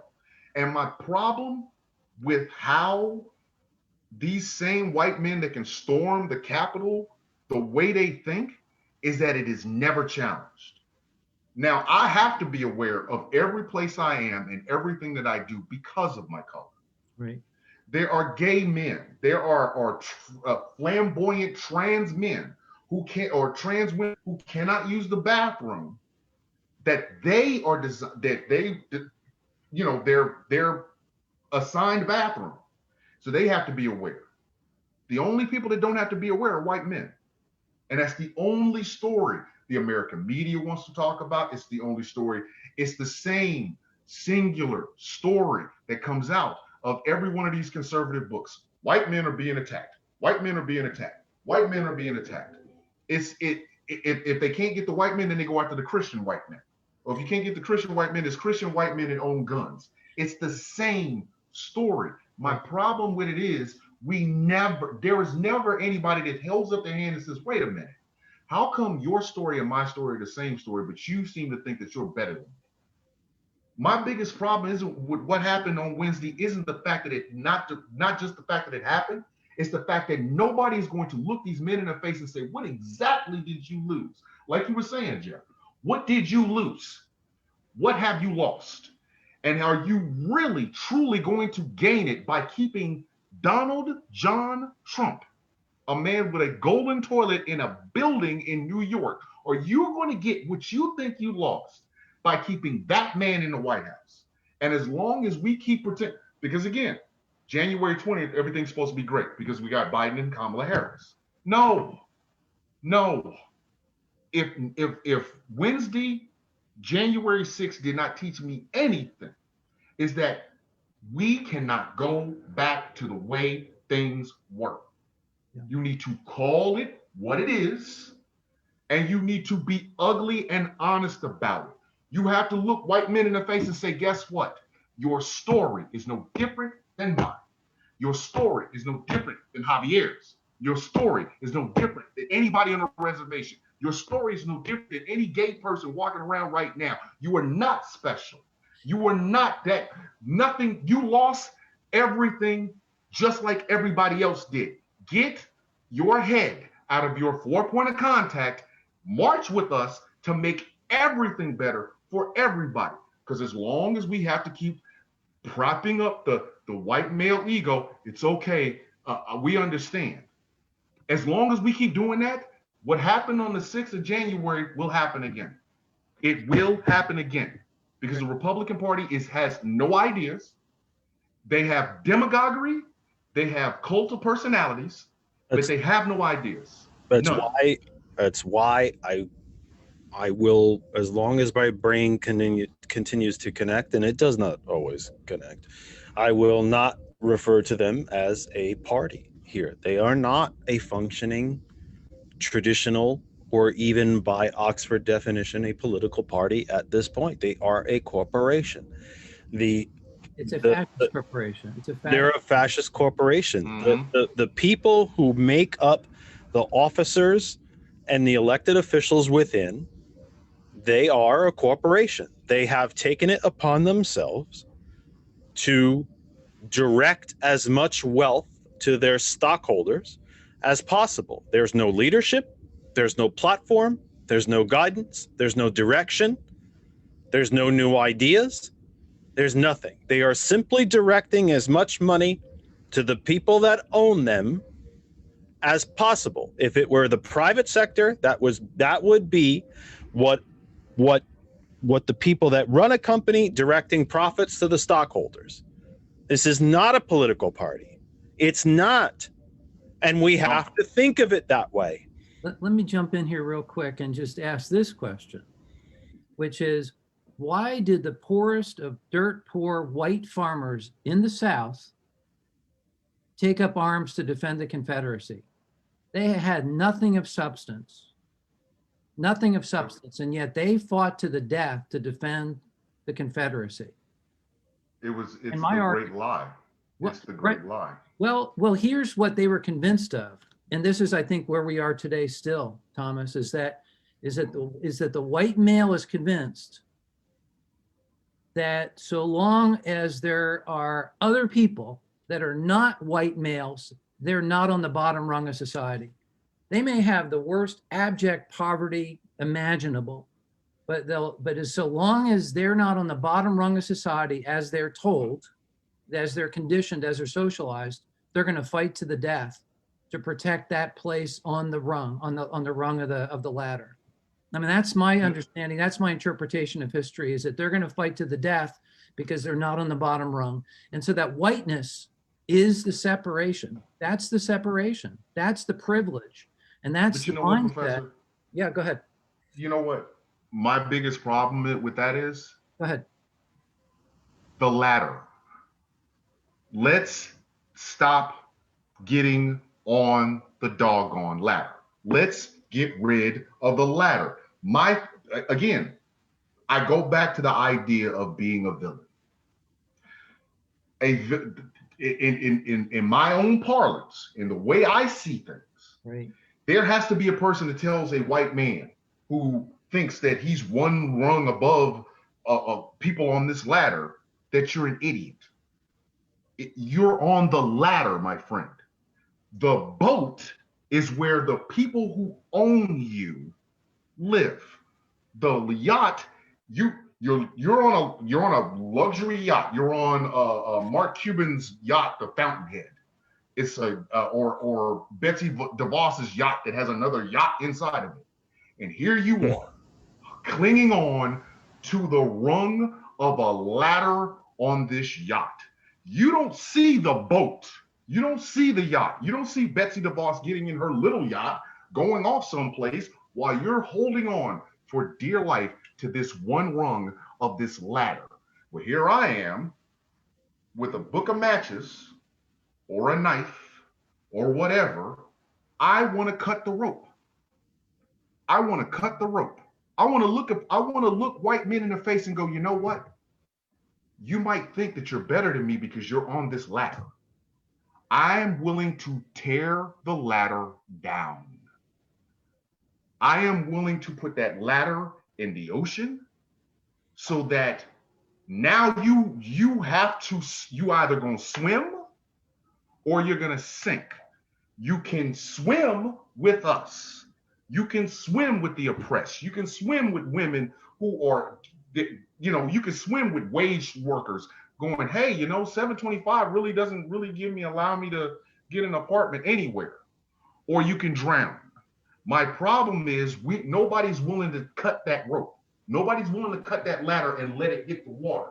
Right. Because we have to keep putting ourselves in this position. There's white men that think I'm a rung above the black guy. I want the ladder to go. I want that ladder to go. Now, if we're all on the yacht at the same time and that ladder goes down, congratulations. Now we can get something done. But if the whole idea behind white male angst is I think I am one rung above or one moment better than the most educated, it's a joke like that joke Chris Rock was saying. Hey, he's in a neighborhood with doctors and lawyers and the least dentists on the planet, and he is one of the most well-recognized comedians on the planet. He's in a neighborhood with the best doctor in Newark.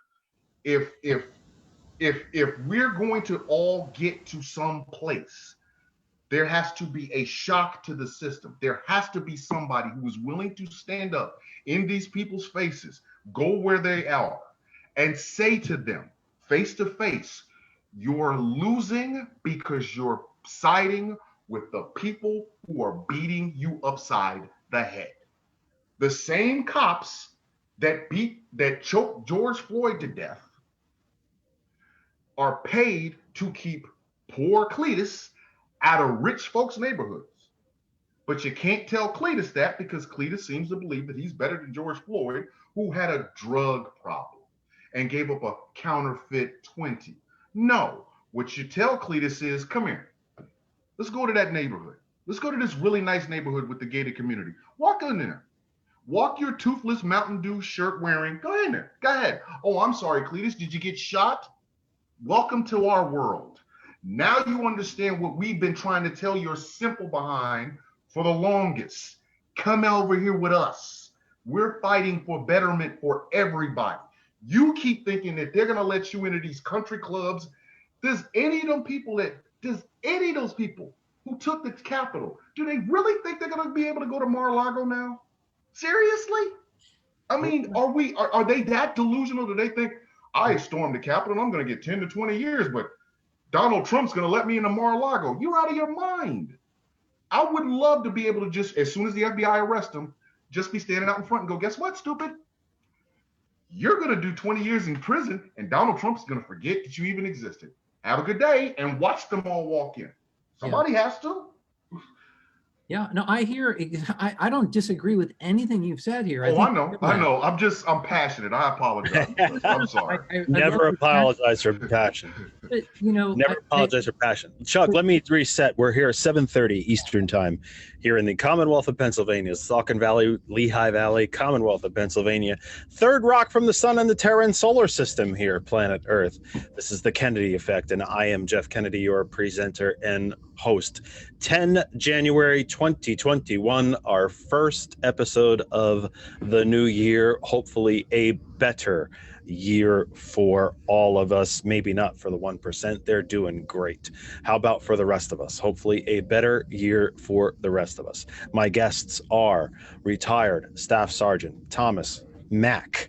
The Big Mac is with us. His initial guest appearance on the program, and we desperately hope not his last. And of course, Professor Chuck Pennachio, my dear friend from Our Revolution, Pennsylvania, and Professor of History, University of Arts in Philadelphia, discussing the events of this week, not what happened And folks, I think you really do need to think of it this way, not because I'm saying it, not because I'm smarter or better than any of the rest of you. I'm just like the rest of you. But because I think we need to think of it this way, not what happened in our nation this past week, but what happened to our nation this past week. And trust me, there is a difference. Wherever you're watching on Facebook, we thank you so very much. We're sharing the program now to about 70 different places, using the tools of the enemy against them. Thank you so very much for being there. You can stay and watch wherever it is that you are watching. Stay there, enjoy. It's awesome. We're just happy that you're with us and consuming the program. If you're watching on the recording at any of these Facebook locations, that's awesome too. Please just know that we are live every Sunday evening from 5 p.m. Eastern Time. If you want to take part in the live chat, which has been, a bit, pardon the pun, lively, please do so. Come to our home Facebook page, That Other Side of Information. That Other Side of Information. We've had some comments and questions in there that we have shared immediately with our guests. Thank you very, very much. Interaction means the world to me. This is not a lecture. This is an interactive, progressive talk program with, by the way, that's me patting myself on the shoulder, with a global audience, and we're very proud of that. A global audience and growing all the time. To our sisters and brothers at hot101.net, thank you as always for making us part of your Sunday evening. Although you are listening around the globe, it might actually be Monday where you are, depending on where you're listening in Australia, New Zealand, South and Central America. North of the border in Canada, we have listeners literally around the globe, and we appreciate every single one of you. Thank you for being with us. You can get the Apple App Store, the Google Play Store for Android, and the TuneIn Radio app. We are here every Sunday, 5 p.m. Eastern in the United States. I don't know what time zone that means for you in your respective time zone. Do the math, folks. I'm not the time zone professor. You can do that. You figure that out for yourselves. You got that. Come on, you're all over it. You're smart folks. And also, thatotherkennedy@gmail.com to email the program. That is our email for everything having to do with the Kennedy effect. Also, if you want to advertise on the program, that is the best way to get a hold of us. So you have a product, service, business, all that fun stuff. You want to advertise with us, you can contact us there. thatotherkennedy@gmail.com. George and I will be explaining to you a little bit later before we sign off about we have completed I believe we have completed, George did really all the heavy lifting on this. I have to be blunt about the Patreon accounts and all the goodies that can come your way by becoming a Patreon supporter of the Kennedy Effect. Live tweet the program at That Kennedy Talk or search for That Other Side of Information on Twitter. Also, the phone line. I don't know. I've never seen a planet so afraid of the phone. We use them all day long, but yet all of a sudden, sometimes between 5 and 9, we fear these communication devices. There's no need to. Call us and talk to myself, talk to our guests, share your thoughts, ask a question. You may call us. The whopping one phone line that we have, because we pay a tremendous amount of money for this phone line. It's free. That's why we have it. It is 267-227-9189, 267-227-9189, 267-227-9189. It's like, we call this show a progressive talk program. That means you can call us and talk to us, like the big guys in the industry, like the Tom Hartmans and Randy Rhodes and, David Packmans and like the big cats in the program and in the world of talk, of progressive talk. You can call us and talk to us. It's easy. You pick it up, you dial it, and you say, hey to everybody and share your thoughts and ask a question. So that's us, and that's where we are. Chuck, the 14th Amendment, Section 3, reads as follows. And for those of you who might want to advertise with the program, check this out. I'm going to read, and it's going to sound awesome. So check this out. The 14th Amendment, Section 3 reads as follows. No person shall be a senator or representative in Congress or elector of president and vice president or hold any office, civil or military, under the United States or any state who, having previously taken an oath as a member of Congress or as an officer of the United States or as a member of any state legislature or as an executive judicial officer of any state to support the Constitution of the United States, shall have engaged in insurrection or rebellion against the same, or given aid or comfort to the enemies thereof. But Congress may, by a vote of 2/3 of each house, remove such disability. This clause was used to remove senators and House members from Confederate states during the Civil War, prior to and during the Civil War. Why would we not do that now, Professor? Well, we're not looking at 2/3 majorities, certainly not, well, in either the House or the Senate, where the Democrats have the narrowest of majorities. That's one thing, but that shouldn't. Well, then let's step back then and look at the greater, perhaps the greater, dare I say, moral argument. The bank robber, the team of 5 bank robbers that rob the bank, 4 go inside, 1 drives the getaway car. Only 1 pulls the trigger, but all 5 are eligible to be charged with capital murder, including the one who drives the car, who never left the driver's seat. When does accountability re-enter the American lexicon? We see this so much, Chuck, and it's something that you and I have talked about off air. We see politicians who are involved in either,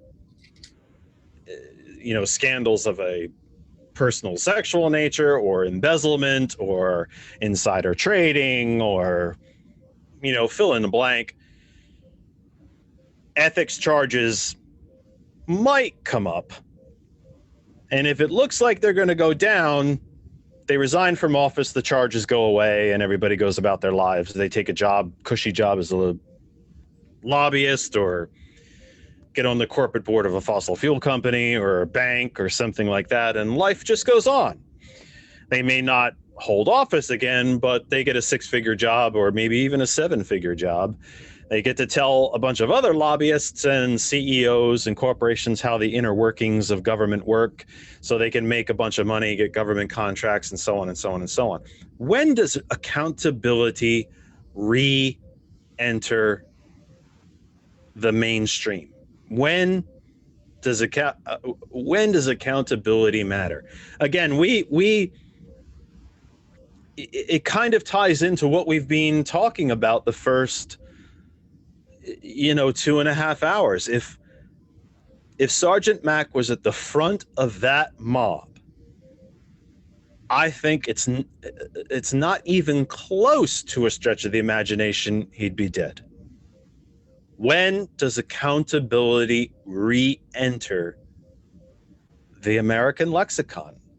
I'm with you. I don't think that the 2/3 majorities are there. But then again, we're talking about 147 House members on the Republican corporate side that were part of this farce, part of this sedition.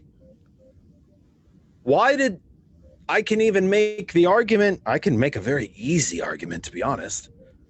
They came out that they were going to do this before they were sworn in. in this new Congress. Why did the Speaker even seat them? When does accountability come back? If the tables were turned, my goodness, they wanted to impeach President Obama for wearing a tan suit. You sure did. My questions are obviously drowned in frustration, and it makes it sound like poor Chuck is the target of my questions. He's obviously not responsible for any of this, but Chuck, where does the responsibility come back?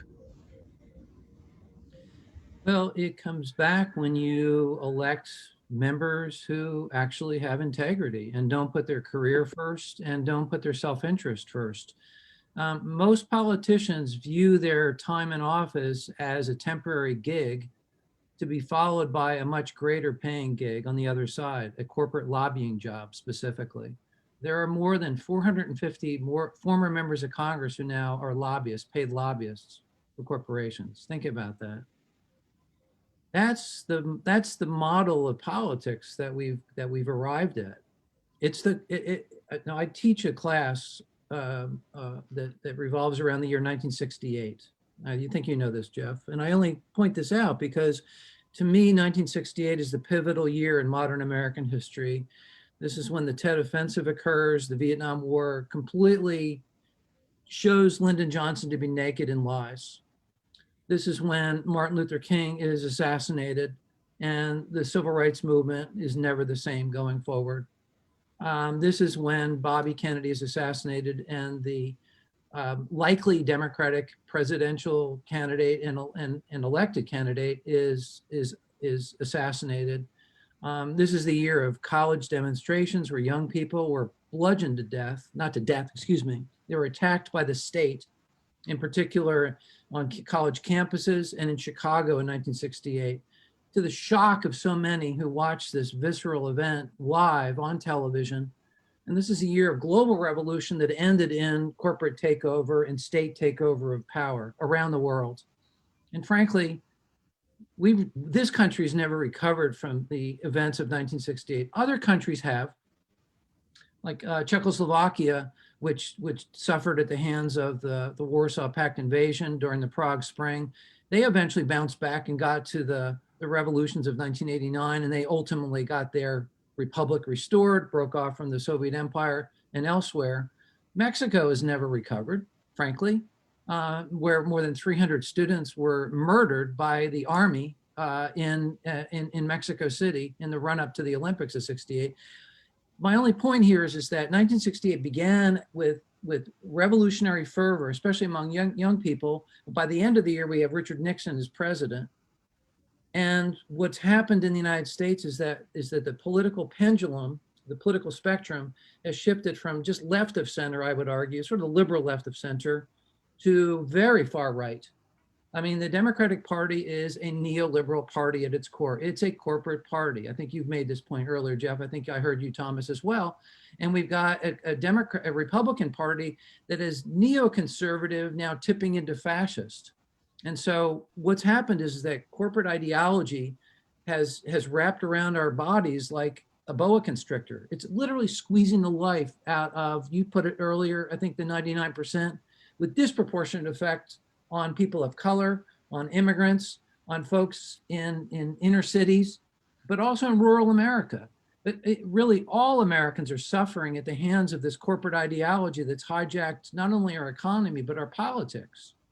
And it's infected the finance industrial, the medical industrial, the military industrial, the media industrial, the agricultural industrial, the sports industrial complexes. Now, these are all corporate entities that put profit first. They're not simply for profit, they're profit first. They're wealth extraction systems. And so so here we are in Pennsylvania, right? Our minimum wage is still $7.25. 10-minute ride across the river, the Delaware River right here. New Jersey's got a $12 an hour minimum wage. On its way to 15. Right. I mean, we're stuck at $7.25. I mean, Pennsylvania is a Northern Confederate state. It really is. Missouri's probably not much better off, Thomas. I mean, no. we have a gentleman in a governor who made the comment that children are going to go to school, children are going to get COVID, and they're going to get over it. I don't have as flowery of a mindset as the professor, so I can only speak from my own. That was flowery. Well, it's a lot flowery than I think. I'm a little more colorful when I say things like that. Well, I can say the same thing the professor said, but there would be a lot of anyway. So words that we don't use on the program. Exactly. So let's just cut all of it out the way. Josh Hawley and Ted Cruz should be tried as insurrectionists. There. The 100 and something odd senator or congressman who wanted to stand up and subvert the will of the people should be tried as insurrectionists. Let me take what you just said, Mac, and maybe ask it in a different way. Or treason. Regardless of the success, regardless of the ultimate outcome, and certainly regardless of this argument of it's going to be divisive, can't we just move on? An argument that we hear about impeachment. That's Joe Biden. Should we not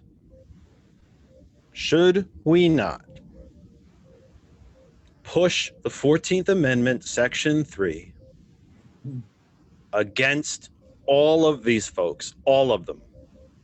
The Louis Gohmerts, the Mel Brooks, the Jim Jordans, McCarthy himself, Cruz, Hawley, Marsha Blackburn, whom the more I watch her, I think they just sort of point her in a direction and tell her where to go. Even if the ultimate vote is unsuccessful, should we not push for expulsion votes against these folks? Because the divisiveness is already there. I've been speaking on this program for weeks, if not months, that this nation is in a cold civil war. Now it's hot.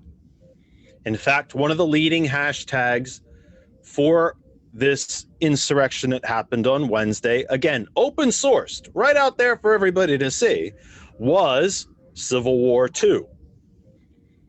They built a stockade and a, what's the noose. Word that used for it? They built a set of gallows and a noose. Gallows, thank you. They built a gallows at the back of the Capitol where they were going to hang Mike Pence. And at least I would assume Nancy Pelosi and Chuck Schumer.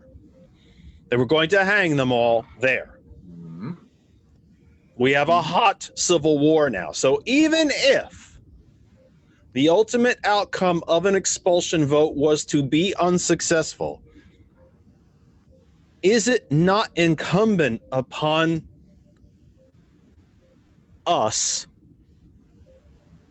to go through the exercise to show you don't get to foment an open rebellion against the government of the United States and then just say, well, we can't really do anything about that? I will tell you this much. This is exactly how I'm thinking about this. Every stitch of American governance has got to change after this. Yes, we absolutely should invoke the 14th Amendment, section, would you say, section 3? Section 3. Section 3. We absolutely 100% should invoke it. And the reason I say that is because if we do not, we are not just setting a precedent in America. We are saying to the world, because again, this was a global event. It was. We are saying to the rest of the world, you just watched our spouse beat us up in the middle of the parking lot of a Chili's Now we're going to get in a car and drive away. And the rest of the world is going to look at the citizens of this country as an abused spouse who will not leave. Again, I will go back to Ted Cruz, Josh Hawley, Marsha Blackburn, and the other 12 senators, along with all of those congressmen. If you don't, okay, you just don't want to march them out on a rail. Fine. Impeach them. Each and every single solitary one of them.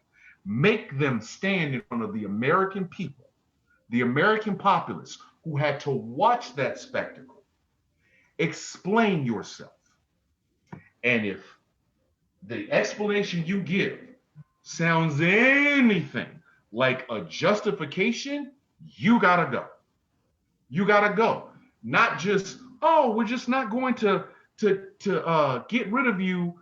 The next election, we're just gonna have to vote you out. No, you go to jail. You go to jail now. You do hard time, not cap fed. You go to jail. You go to Attica. You go to whatever Rikers. You go to whatever supermax prison we can get you in. You do the 10 years because you fomented this. And then when you get out, you never hold public office. You're not allowed to be a lobbyist because now you're a felon. You don't get to talk about gods and guns because you can't even have a gun. You can't vote. These people have to be held accountable because not only did this happen in America, in front of Americans, but our allies saw it, our enemies saw it. Like you said, they had a person there who needed a Russian translator, which means there was an infiltrator somewhere in that craft. We are sending what I am frustrated so much with Joe Biden is his lackadaisical, oh, let's just get to the 20th attitude. No, President-elect, business has to be done. And the fact is, the people that caused this, never mind the people that actually broke into the building, never mind the woman that got trampled and the guy that got tased in his genital area and the woman who got shot, never mind them. But there were elected officials. Rudy Giuliani needs to be in jail right now. He needs to be arrested for sedition and treason and locked up because that man said, let's have a trial by combat. Now you got 6 bodies. Time to go, Rudy. You was America's mayor during 9/11. It's time for you to go be America's mayor in jail. Ted Cruz needs to stand there and defend himself. If he can't defend himself in a way that makes any sense, goodbye. You can take the Supermax in Denver. If you do not do this, not hold these people accountable, if you are sending a message, it is saying that when we go to other countries during wartime and peacetime, when we go to these military bases, you are fomenting the idea that good order and discipline and the rule of law mean nothing depending on your status in life. I have said it. I said it when I got on this show. I will say it before I leave. I do not like Josh Hawley. I don't. I don't like anything about him. I don't like his face. But the one thing I cannot stand about that man is that he had the gall, the absolute gall to go on television to show his face in front of a camera with people that could see him and make the argument that this wasn't Trump supporters. This was don't throw rocks and hide your hands. That's something I have. That's my saying. It's how I feel. Josh Hawley threw rocks. It is now time to call him on it. And if we don't do this, if the mentality of let's just get past this is a thing, then from now on, I never want to hear about drug dealers. I never want to hear about peddling drugs to the community. No. Equal treatment under the law. Equal treatment under the law. If you can sit up and chastise a crack dealer or a meth dealer or a heroin dealer for dealing drugs to kids or dealing drugs and harming their community, but you don't want to hold these people accountable, we got a problem. The rule of law is supposed to the law is supposed to cover everyone. Sergeant, isn't it worse though if you're going to chastise a Black Lives Matter protest that is 100% peaceful? As there were thousands of them across this country. And we saw countless images, by the way, from said protests, again, all across this country, where said protesters and police officers shook hands, hugged, marched together. But we chastised those protesters. We're not going to do anything against seditious office holders? If we don't, because again, this is what I mean, that every stitch of governance has to be taken apart, because this is when we get into the Banana Republic stuff. This is when we get into the Banana Republic stuff. This is when we get into the stuff that the United States used to send into other nations and say, we monitored these elections here. The United Nations does more monitoring inside the United States than nearly anywhere. They monitor our elections now. They monitor our wealth distribution or lack of wealth distribution. They monitor our wealth inequality. They monitor the vast areas across the old Confederacy where water systems and sewer systems no longer function. They monitor our lack of educational system in vast areas across this country where poor people, and not just poor people of color, but all poor people, no longer have access to education. The United Nations. We're third world. We're third world. And you know what? As long as we continue to pretend like we're the greatest country on earth, like we're the greatest democracy on earth, that we have more freedom than anybody else, as long as we're still parroting the same old, tired tropes, you will continue to have these problems. This is why I said governance has to change.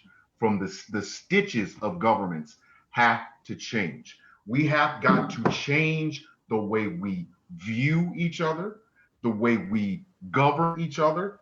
There is no reason lobbyists should have as much power in Washington as they do. There you go. There is no reason that a congressman or a senator should go from, oh, I lost an election, now I'm going to be a lobbyist. Oh, I was a lobbyist for so long, I made millions of dollars, I guess I'll go be back in senator again, or I'll be a congressman, or I'll be a governor. We have to change how we police, because our policing is rooted in slavery. Our elections, the way we elect presidents, is rooted in this history of slavery. As long as we keep pretending like this is normal, we will continue to have situations like this. At some point, and again, this is my eternal frustration with Joe Biden right now, because his whole thing is, I just want to get to the 20th. Yes, again, yes, President-elect, you do want to get to the 20th, but business has to be done right now. We have got to change the way we govern. There is no reason whatsoever my voice should be drowned out because I have $20 in my pocket, but Bezos's voice is loud and clear because he has 20,000 or 200 million or 20 billion in his pocket. 200 billion. 200 billion. Bezos? No, he's close to $1 trillion. Honestly. Thank you. Exactly. And with that $1 trillion, and Musk just passed him this week. Yes. With all that money that they cannot spend in a lifetime, that they cannot buy enough Ferraris, they cannot buy enough houses, they cannot buy enough Louis XIV's paintings. Eventually, they will buy politicians, which is what has happened right now. So, which is perfectly legal, by the way, by the three big Supreme Court decisions, Buckley, Bilotti, and United. Citizens United in Vallejo. Yes. So what you do, since again we're changing governance, lobbyists are no longer allowed in Washington D.C. Or if you want to have them there, fine. I got my $20. I am with the Thomas McCormick PAC. I want to change everything for all the Thomas McCormicks in the world, in America.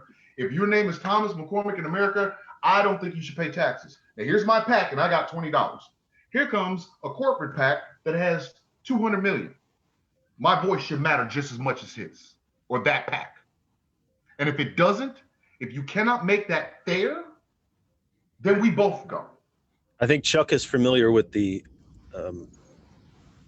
in fact, Chuck, you can correct me, but I think you're familiar with the study that came from, I want to say it's Northwestern University, that if you are a part of the economic top 10%, you have an 80% chance of seeing the legislation that you back get through Congress. If you are part of the economic bottom 80%, you have only a 20% chance of seeing the legislation that would benefit you or that you support getting through Congress. We are entering our final hour. It is 8 p.m., top of the hour, 8 p.m. on the Eastern Seaboard and the Eastern Time Zone of the United States. This is the Kennedy Effect for 10 January, the first live episode of the Kennedy Effect for 2021. We wish all of you a belated Happy New Year. We hope you had a safe, quiet, uneventful, healthy holiday season and new year. Our guests are retired Staff Sergeant Thomas Mack, the Mack. I'm making names now because I'm getting tired, and I'm making all kinds of weird names. Thomas McCormick, retired Staff Sergeant Thomas McCormick, and Professor of History Chuck Pennachio, discussing the events that happened to our nation this past week. A hearty hello and thank you for sticking with us. There's still double-digit folks in the live chat on our Facebook page, our home group page, That Other Side of Information. That usually does not happen by the time we enter the fourth hour, which tells you that it is a lively and well-attended program, and that folks are hanging in there with us. This is a long program. Let's just be honest. It's not the typical fare that you see on Facebook where they're half hour, 45 minutes, hour, and everybody's rushing to get out. This is a big program. And, wait till we go to 5 days a week. George can't wait till we sit here and do this 5 days a week. He just can't wait. And his wife's looking forward to it even more. But we will... it's a long time to hang in there on a Sunday evening. So for all of you who have been with us since minute one, we appreciate it. There's been double-digit folks in the live chat all night long. And, it's a long program. It's a long time to stick with us, and we appreciate every single one of you. So wherever you are on Facebook, stay there, enjoy yourselves. We're entering our final hour of the program with our honored guests. And, stay there, enjoy yourselves. If you want to come join the live chat, please do so. That Other Side of Information on Facebook, hot101.net family. Hang in there, listen wherever you wish. If you don't know how to listen to hot101.net, the main website page is hot101.net. It's pretty easy. Also, the Apple App Store, the Google Play Store for Android, or the TuneIn Radio app. Live tweet us at That Kennedy Talk, at That Kennedy Talk on Twitter, thatotherkennedy@gmail.com. And last but not least, and no one has done it yet, you folks continue to just get to me. The new year I thought would be a new thing. I thought you'd come out of your shell for the new year. 267-227-9189, 267-227-9189 is the phone number. And especially Ashley. Ashley's gonna call me one of these weeks. She puts in so many great comments in the chat, but she's gonna crack out of her shell. She's gonna call me one of these weeks. 267-227-9189 is the phone number, and currently no one is on the line, so it is open. You can speak to me and my guests, ask a question, share a thought. This is a very wide open question, Chuck, but I ask you because it is It is a thought and a point that I reference very, very often. It is also one that I have put all over the home Facebook page that I tend to get some pushback on, and I fear it's because people don't understand the point I'm trying to make. But I believe you will get it. And so I ask you this question. We talked about it a little bit right before the top of the hour here. What happened Wednesday is the stuff of tin pot dictators and banana republics. When you have storm the Capitol and nothing happens, or it becomes, dare I say, a matter of course, an almost regular happening. Now, it's not a regular happening here. The storming of state capitals seems to have become a regular happening here in the United States. Seeing Proud Boys marching around Harrisburg, the state capital of the Commonwealth of Pennsylvania, seems to have become a regular matter of course. And when nothing happens about it, it becomes the kind of thing of third world dictatorships. The United States is the only nation on earth. I tweeted a few weeks back, actually, during the program, and read those tweets during the program.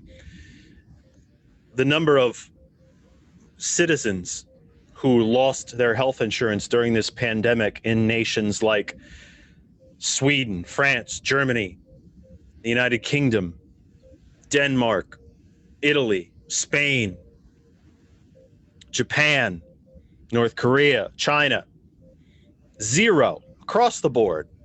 The United States, 14.5 million. The number of folks in any of those countries who went bankrupt through medical debt, 0. United States, 14 something million.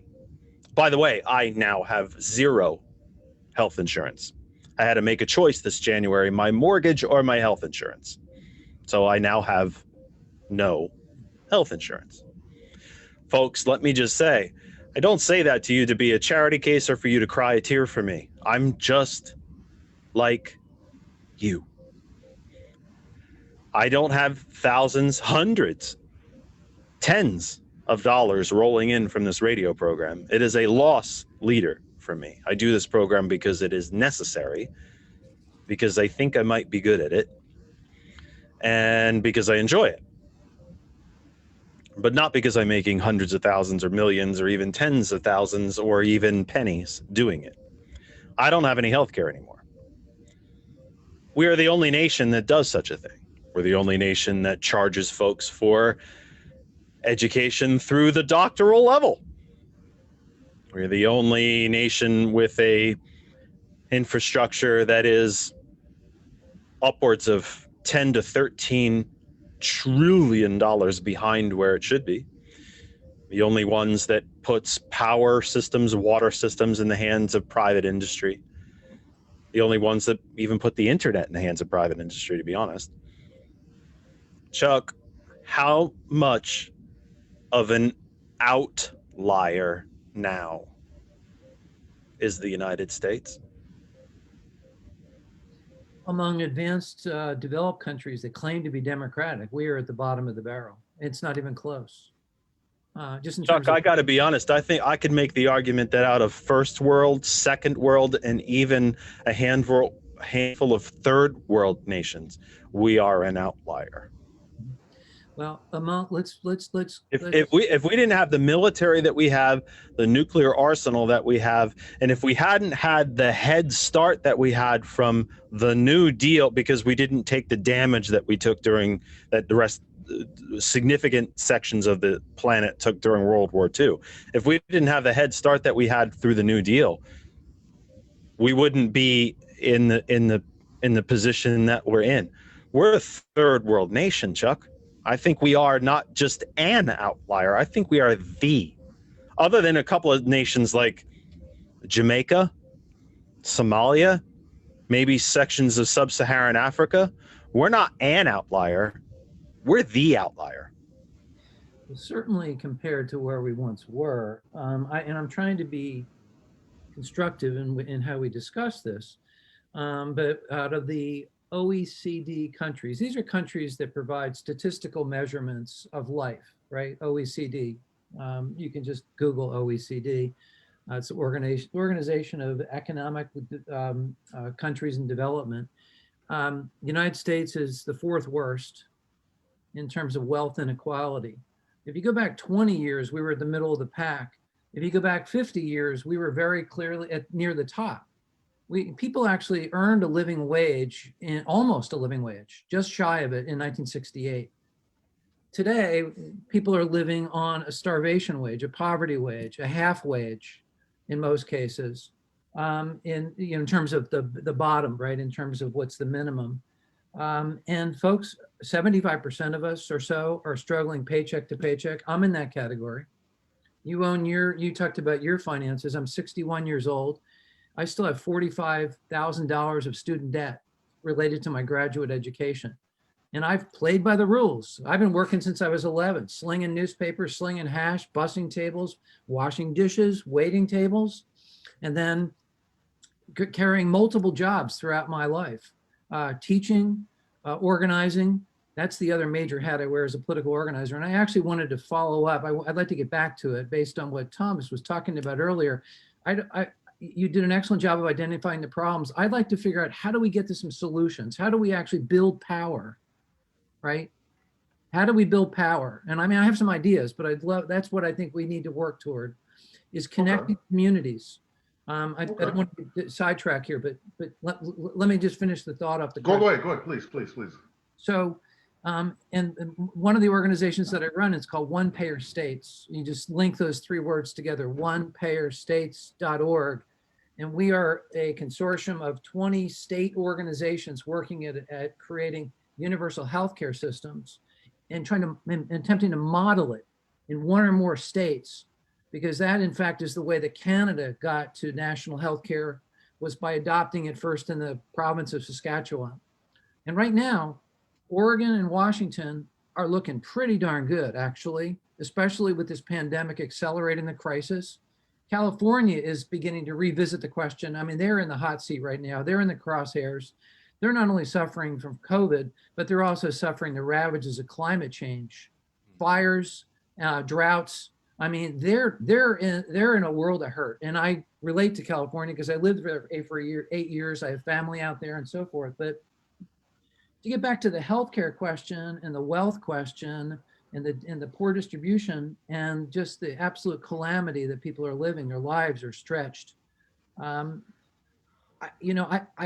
think we really have to get to the question of, how do we connect? And this is getting back to what I wanted to talk to Thomas about, is how do we connect? And this is an honest conversation that has to occur. How do we bridge the divide, the racial divide, the class divide, the generational divide, the digital divide? All of the divides, what I would call the apartheids in our society. We're segregated. We're segregated on healthcare. Even the Affordable Care Act is designed to replicate the class system, right? From platinum to gold to silver to bronze. That absolutely replicates our class divide. It does nothing to deal with the fundamental cost drivers. In fact, as you probably know, insurance companies have made record profits over the last 10 years. And those profits more than doubled just this year, because during the pandemic, they didn't cover anybody's elective procedures. So they were pocketing the premiums, right? While the only care that was accorded was people who were dealing with COVID. And of course, most of those people ended up walking out with huge bills. So the state is failing us. We live in a failed state, in my judgment. And how are we going to get it back is the big question I think Thomas was addressing.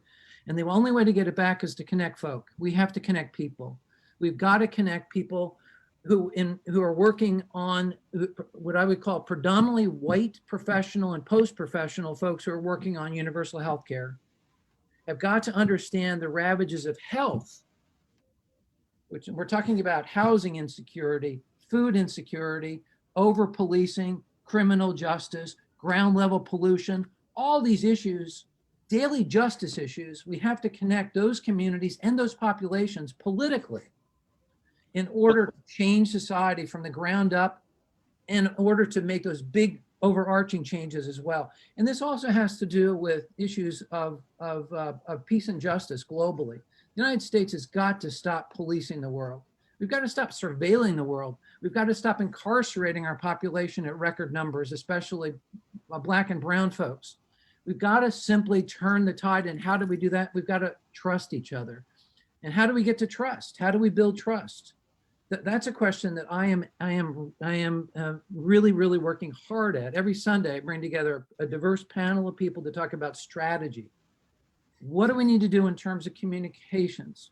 What do we need to do in terms of defining our values? What do we need to do in terms of defining a mission? And what can we learn from the civil rights movement? What can we learn from other successful revolutionary movements around the world? It's when people set aside their differences, focused on their commonality, built trust, broke bread, came together in churches, came together in community halls, came together in the streets. And we can see some of those kernels of change. Black Lives Matter has been eye-opening. It's been enlightening. There are a lot of non-Black folks who are pouring into the streets in support of our Black brothers and sisters. That's pretty remarkable. I think we've got the outlines. It's something like 25 to 30 million unique participants in the Black Lives Matter protests this past year. Add to that the folks who are working on climate change, add to the folks who are working on those other daily justice issues. We can do this. The numbers are there. The question is, how do we connect ourselves? How do we see these issues in common? I have to convince my relatively affluent, white, progressive, professional people over here, you've got to focus on the health issues, or otherwise, what are we doing? We're advocating for sick care. Unless we fix the health issues, we're really not addressing healthcare. Let's stop kidding ourselves. Healthcare can't be a panacea to solve problems that are rooted so deep in these communities. We've got to figure out a way to pull ourselves out of our silos, because we segment ourselves politically, and start connecting and see the cross connection of all of our issues, the interconnection. They're all interrelated. And what brings them all together is how all of these issues have been corporatized, and how all of these issues have been turned into wealth extraction systems. So that's what I'm struggling with right now. I'm putting together a couple of panels in a couple of weeks. Before you jump in, Sarge, Chuck, let me ask you this from a historical point of view. We've talked about these 80-year cycles that the nation goes through, and that sometimes the planet has gone through. I think one of the lost components about the American Revolution is the economic component of the American Revolution. There was an economic calamity component of the American Revolution. There was a depression in England that reverberated through the colonies, and the Tea Act and the Stamp Act and so on. We had a revolution and a massive shift of what we now label as progressivism. You had an establishment of essentially a fascist system in the Confederacy. The nation broke in two with the Civil War, and we have a massive shift toward what we now refer to as progressivism. You have the Republican Great Depression of the 20s after the Gilded Age, and the quote unquote roaring 20s. The Republican Great Depression, a massive shift of progressivism in the New Deal, and we are now at that 80-year, right around that 80-year mark.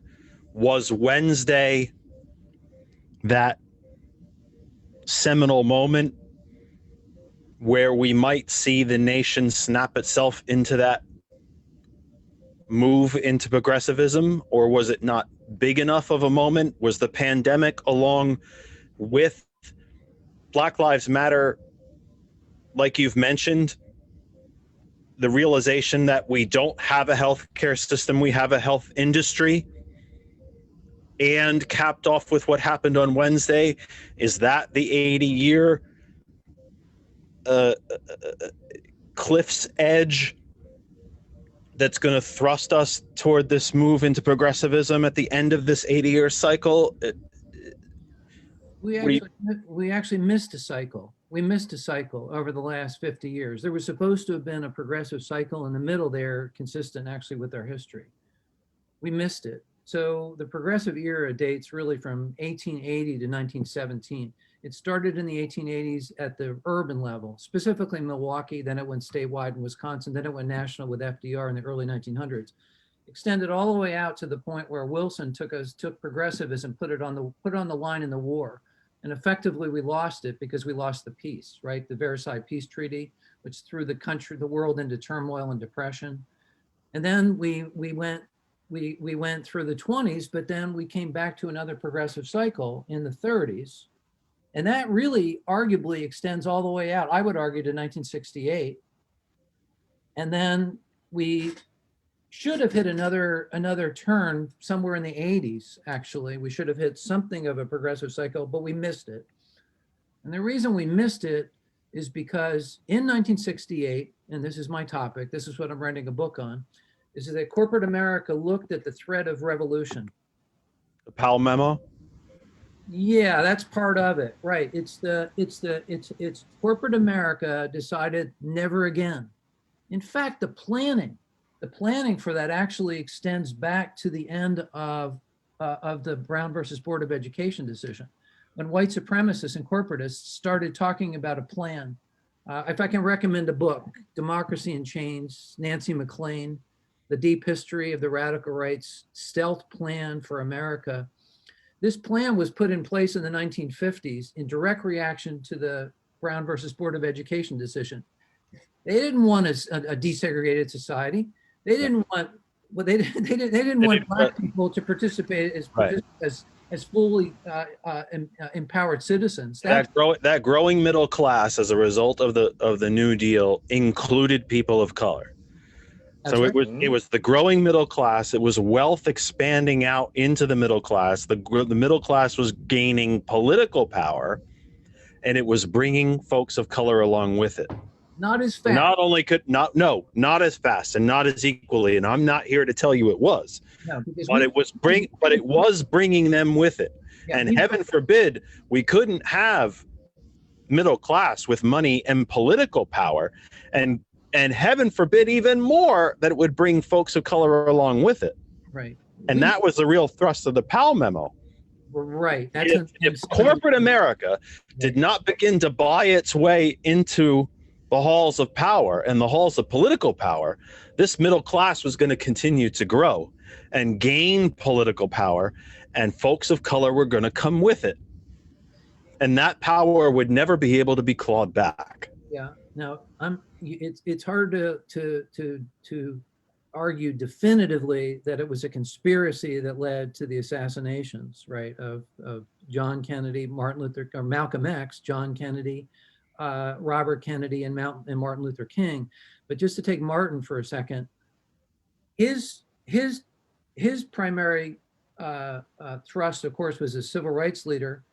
But then he crossed into the area of foreign policy when he came out against the Vietnam War. And so that's another bright line that he crossed. So he's taking on not only at this point the white supremacists, right, with civil rights, he's now taking on the military industrial complex and economic rights too, as he fought for. How many speeches did he give that poor whites and poor Blacks need to work together because you're both poor? That was the last campaign. He effectively something that Sergeant Mack had said earlier. You're both poor. I am a man, right? His crusade for economic justice, that was his last campaign, the Poor People's Campaign, right? And then he's gone. Yeah. So I apologize, Matt. Chuck had addressed you, Sergeant Mack, and I jumped in there on you, but it was that I wanted to try to talk about that 80-year cycle. It's something that Tom Hartman talks about a lot. Chuck has a different cycle, talking about a 50-year cycle, but we're at the end. We're kind of at that 80-year mark, and I'm wondering if you accept the 80-year cycle, Chuck has a 50-year cycle. That's cool. Right. We can disagree a bit, but we're kind of at the end of that 80-year cycle after World War II. Are we? Excuse me. Keep going. Are we at that we're right around about that 80-year mark? Do you think that 2020, between pandemic, Black Lives Matter, and now a literal coup, sedition, treason, storming of the Capitol, was this year, this immediate past year, was 2020 this massive, was it the shattering event where the American populace wakes up, the turning point, and moves to the left? Possibly, but it's going to take a massive movement, a ground up movement. That's what I was wanting to get conversation with Thomas over is. Well, let's let the sergeant. Okay. What do you think, Sergeant? Is that the end of this 80-year cycle? Is that the Great Depression? Is that the Civil War? Is that the American Revolution? I believe it is, and I think if the average American took FDR's Second Bill of Rights and you took the Black Panther Party's 10-point program and you melded those two together, you would end up with the type of society or the type of desires for a just society that we could have. That's one. Because the seeds of how to fix the American society have always been there. And anytime somebody has ever advocated for the people, you go all the way back to Henry Wallace. Henry Wallace said that the 20th century should be the century of the people. Yep. You get and let's put some historical context to it, Sergeant. Mm-hmm. The original Bill of Rights are largely political rights. Yes. And FDR felt so strongly about this. And by the way, the nations of Europe specifically, and others, but largely the nations of Europe, have already codified these economic rights into their constitutions. Exactly. He felt so strongly about this following the Great Depression. And by the way, again, we do a lot of history here, folks, so you're getting a lot of history tonight. Up until the 60s, Chuck will correct me if I'm wrong, up until the 60s, it was regularly, as a matter of fact, referred to as the Republican Great Depression. Not just the Great Depression, the Republican Great Depression, as we are now in a second Republican Great Depression, as it should be referred to as the Republican pandemic. He felt so strongly that these economic rights needed not just to be realized. Realized. I wanted to say bestowed, but I don't believe FDR felt it was his to bestow on anyone. They needed to be codified in the Constitution itself. And the thing is, in an effort to prevent the next Great Depression. And that's why it's a two-part situation. Like the professor was saying, you want to know how you break down those apartheid barriers. You are less Martin and more Malcolm. Because at the end of the day, what history has shown is Martin was all about civil rights, and Malcolm at his core, and I've read the autobiography of Malcolm X, it is the book that changed my life. I've read that book so many times that I had to go get a copy of it just to make sure I kept it with me, because I tore it up over the years. At Malcolm's core, it was about human rights, human dignity, the belief that your person, your home, your family are to be protected and to be respected. The modern day Black conservatism idea that Booker T. Washington had has been literally what Malcolm stood for. So if you take the ideas that FDR had about economic civil rights, the Bill of Rights, you take what the Black Panthers thought as far as human rights. Because yes, the 10-point system that the Black Panthers came up for was for Black people, but it can be literally put across any barrier. You can change words out of it. Now, some of it, yes, like Black people being exempt from military, I might not agree with it.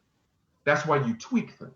Mm-hmm. But the other thing it's going to take, and this is where Malcolm's mentality is going to come in, it's going to take a person, one person, with gumption, with drive, with this, I don't even really know how to say it other than to say balls or whatever.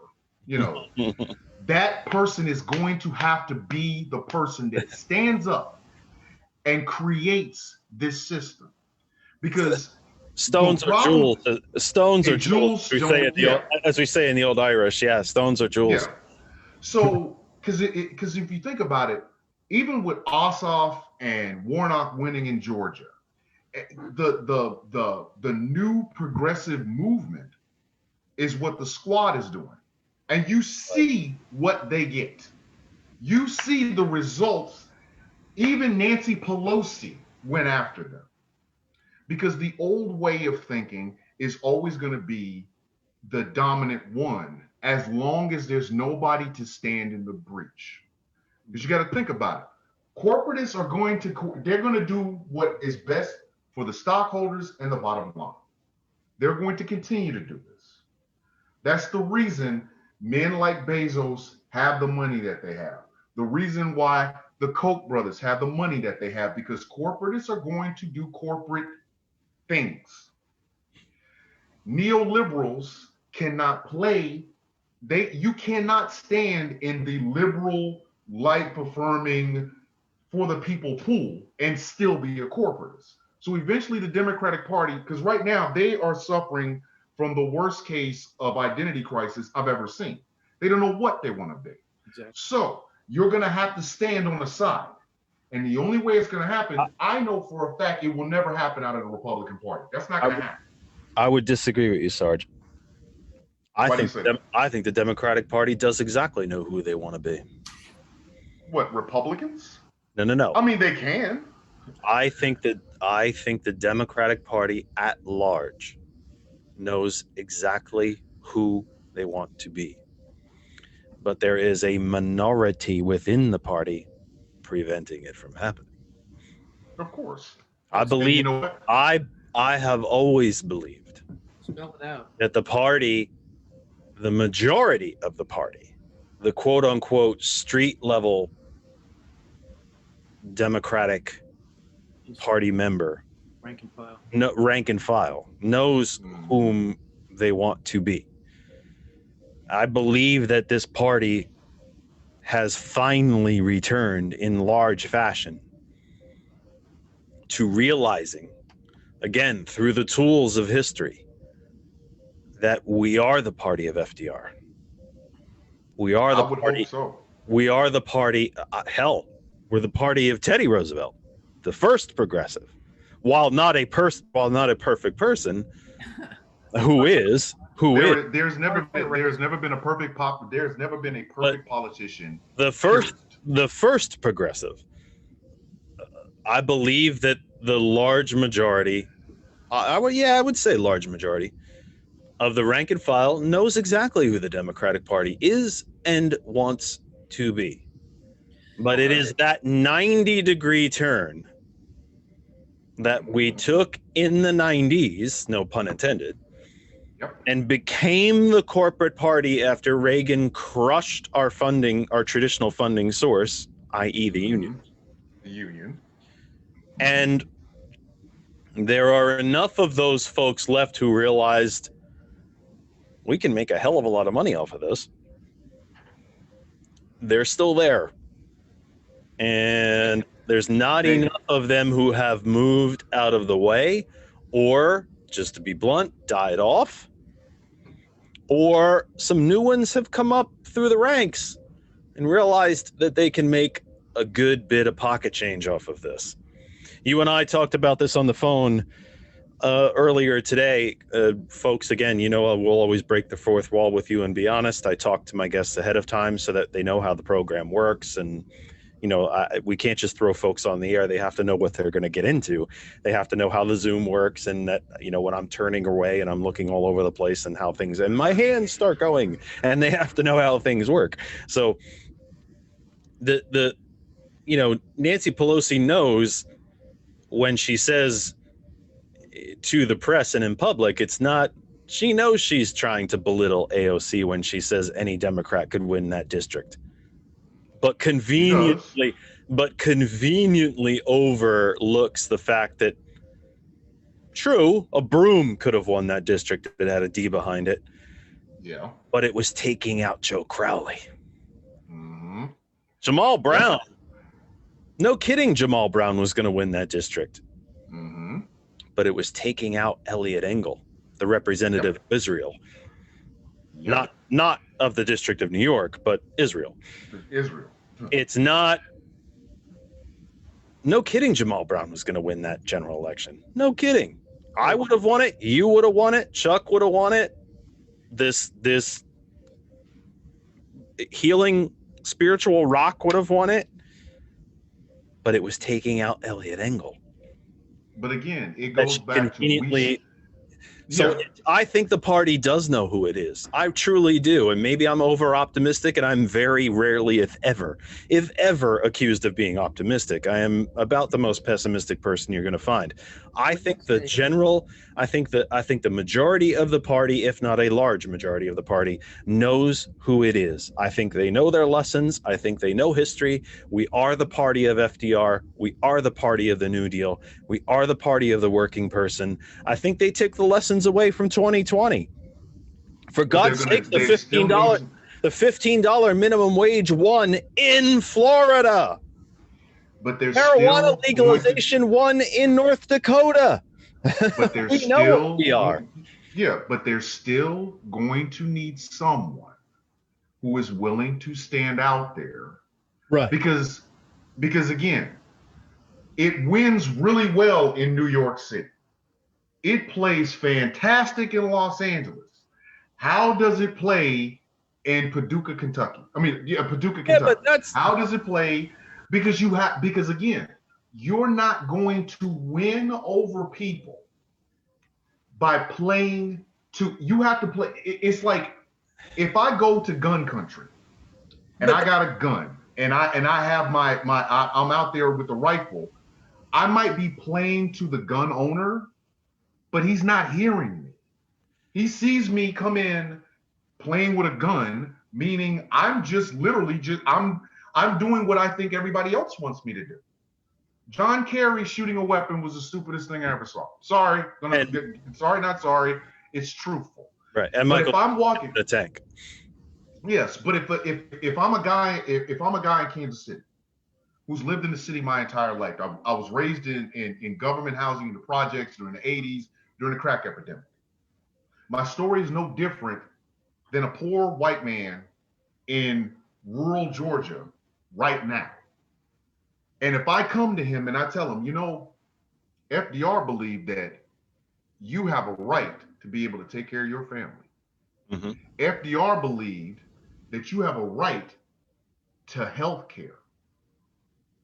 Oh, by the way, you don't like the way law enforcement treats you? Your country, you know how they treat you. The Black Panther Party believed that policing shouldn't be as restrictive and as overbearing as it is. When you relate to them in that level, you get more from them. You break down more barriers. The reason people can yell out all lives matter because of Black Lives Matter is because they don't understand what Black Lives Matter is. Right. They don't understand. But you have, and nobody is willing to be that person, to be Malcolm.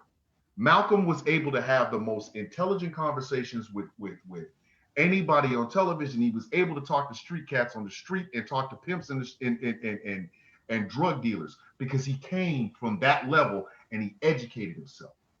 The problem is we got a whole lot of Martins, We got a whole lot of people that want to talk like Martin and be flowery like Martin. Let's heal and hold. No, you need somebody who is going to speak to these people where they are. The Democratic Party, to me, and this is the thing that I see that's wrong, is again, the upper echelon wants to be corporatists. Call them out. You need to say that to them. And you need to look them in the face and say, is this what FDR wanted? Is this what Teddy Roosevelt was talking about? And while you're doing that, go to these rural places. Yeah, they're not going to like me because I'm black. Okay. But I guarantee you, 5 minutes after I finish talking, or 5 minutes after I begin talking, they're going to understand, because it's their struggle too. You cannot play to your own base. You have to be that person who is willing to play. You got to be out there, and you're going to get called out. You're going to get called a liberal. You're going to stop running from the word. The word liberal is not a bad word. Liberals are what brought us the unions and the 40-hour work week and the child labor laws. Liberals are what brought it. You have to, but again, nobody is willing to do it. Jeff, you could run for Congress right now if you decided to run for Congress right now, and I'm going to run for the senator of Pennsylvania. You're going to take Pat Toomey's job. Oh. And you go to these places. Oh, please. Okay, I'm just saying. That'd be a good paying gig, and I could use a good paying gig. But you know what? If you go in and say to yourself, you know what? I'm going to go in with the mentality, I'm going to be the senator from Pennsylvania for everybody. And the way you do that is the same stuff that you say in Pittsburgh to the black folks in Philly, or the black folks in Philly and in Pittsburgh, you say to the rural areas in Pennsylvania, because the story doesn't change. Sarge, is this what? Because when we had a chance to speak on the phone today, you said this too. You listen to him as well. And when Tom Hartman says, "Oh, Republicans say that Democrats need to listen to folks in rural area," no, we need to talk to folks in rural areas. Is this what you're referring to? That's exactly. We're the party. We are the party that brought you phones, education, roads, post offices, schools, sometimes dams, power systems. We did that. Yeah, but then they say, "What have you done for me lately?" And so that's the problem. That's the problem, right? There's a disconnect. And this is especially bad with millennials. I mean, folks who are 45 and under. Chuck, then is that what those people that stormed the Capitol, is that what they're saying to themselves? What have you done for me lately? Yes. Yeah. Yes. They're saying that. That's exactly what they're saying. Yeah. The reason that's what they're saying about the Democrat, Chuck. That's what they're saying about the Democratic Party. What have you done for me lately? I mean, people don't have I mean, this is a failing of our education system. Two, is that people have no sense of history. You know, young people that I'm a college professor. I've been in this place for 32 years as an organizer as well, but they're presentists. They're presentists, which means that they see their world as sort of foreordained, that they arrived in this place because that it was just meant to be that way. There's very little connection to the past. And I work very hard with my students to get them to think in terms of what I call causes, course, and consequences. And it revolves around events to explain how this came to be and what these events caused going forward. It's a restructuring of the mind. They don't get this kind of education in our schools. They're taught to take a test. They're taught to do standardized testing, which does not challenge analytical, creative thinking. And what happens, right, Thomas, is the consequence is that people outsource. That's the term I use. They outsource their thinking. I'll have Sean Hannity think for me, or I'll have Rachel Maddow think for me. But I'm not going to think for myself because that takes a lot of work. And most people want to be told what to think and how to act and what to do. That's part of the problem here. Is part of our challenge, I think, is really to empower people. So when you say that the vast majority of Democrats know what they want, I'm not so sure about that. I think, when they say that, if the question is, do you want health care? Sure, the vast majority want health care. But the question is, how do we get from here to there? How do we build that structural power? Right now, the Democratic Party is the primary impediment to universal health care. Think about that. We can blame the Republicans all we want, but the reality is that it was the Democrats who stood in the way of even a conversation around single payer back 10 years ago. There wasn't even a conversation. The people who stood up there in Congress, they got arrested for even daring to raise their voice. And the conversation was always around, give me a piece of legislation, I'll sign it, and we'll call it universal health care. And that's what the Affordable Care Act was, tragically. And you saw the industry profits, the medical industry profits, go through the roof. And yeah, a lot of people got health care for the first time. That was great. At least they had access, right? But those who had already had existing health care saw their premiums, copays, and deductibles skyrocket. So now we have this dirty little secret that we don't talk about. It's called underinsurance, which is the fact that the vast majority of Americans can't even pay their health care bills, even though they have health insurance. And so exactly. And that feels like a betrayal to a lot of Americans. So, then the question is for the Democrats, you've got a very small window right now to get it right, a very small window. And and Biden has surrounded himself, and Obama did the same thing, surrounded himself with corporatists. And we've got to get out of that mindset. We've got to get reconnected to people and stop allowing these people who, as you both described, have sort of come of age since the birth of the DLC in 1988. The third way Democrats, call it what you want, change the brands, but it's the same goddamn thing. We're not going to get any progress unless we break the chain of connection to Wall Street. Gentlemen, we are we're 10 minutes, we're about 10 minutes from the end of the program, and I want to read a couple of things, and then I want to open the floor to each of you for final thoughts before we have to sign off for the week. One thing that came in on the Twitter machine. How old do I sound? On the Twitter machine. A retweet from Tom Hartman from new Representative Cori Bush from Missouri. Is she not? Yes, she is. She's from Ferguson. Ferguson. Right. She was out there. She was out there marching after the death of Michael Brown. Right. In fact, I believe she was assaulted during those. She was. Okay. She was. She is actually now considered the fifth member of the squad. Right. So, right. And the first one to call for Trump's impeachment. Right. Yes, she was. In fact, Sarge, if you know her, I'd love to get her on the program.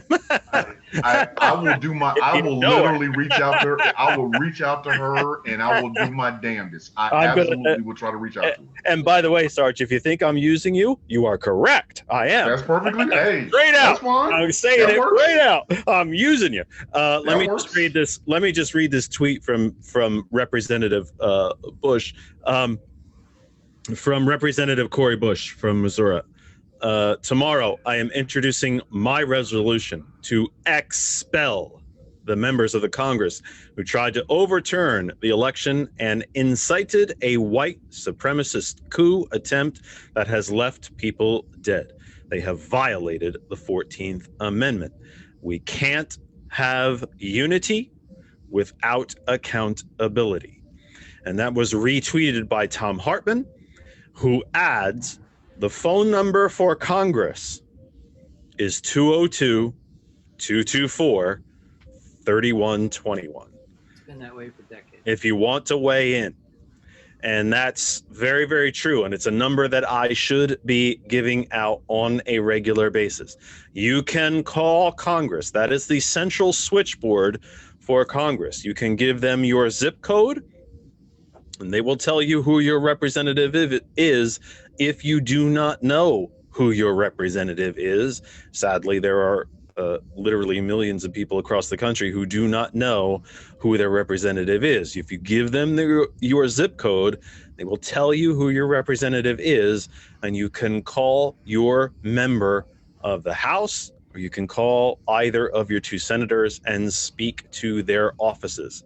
The phone number, the central switchboard phone number for Congress is 202-224-3121. In fact, I should write that down before we go off the air so I can use it each and every week. But that is from Representative Bush. And George tried to put up on the screen there, but formatting these things for Zoom isn't always very simple. But I did want to read this gentleman before we have to sign off. As we were talking about labels, and we tend to get a bit overdone in our labels, this is a quote from a distant family member. From September 14th, 1960, this is President Kennedy.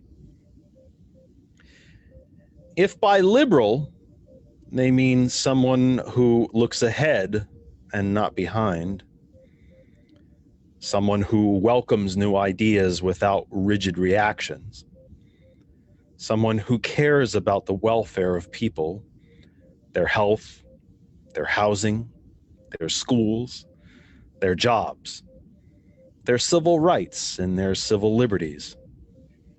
Someone who believes we can break through the stalemate and suspicions that grip us in our policies abroad.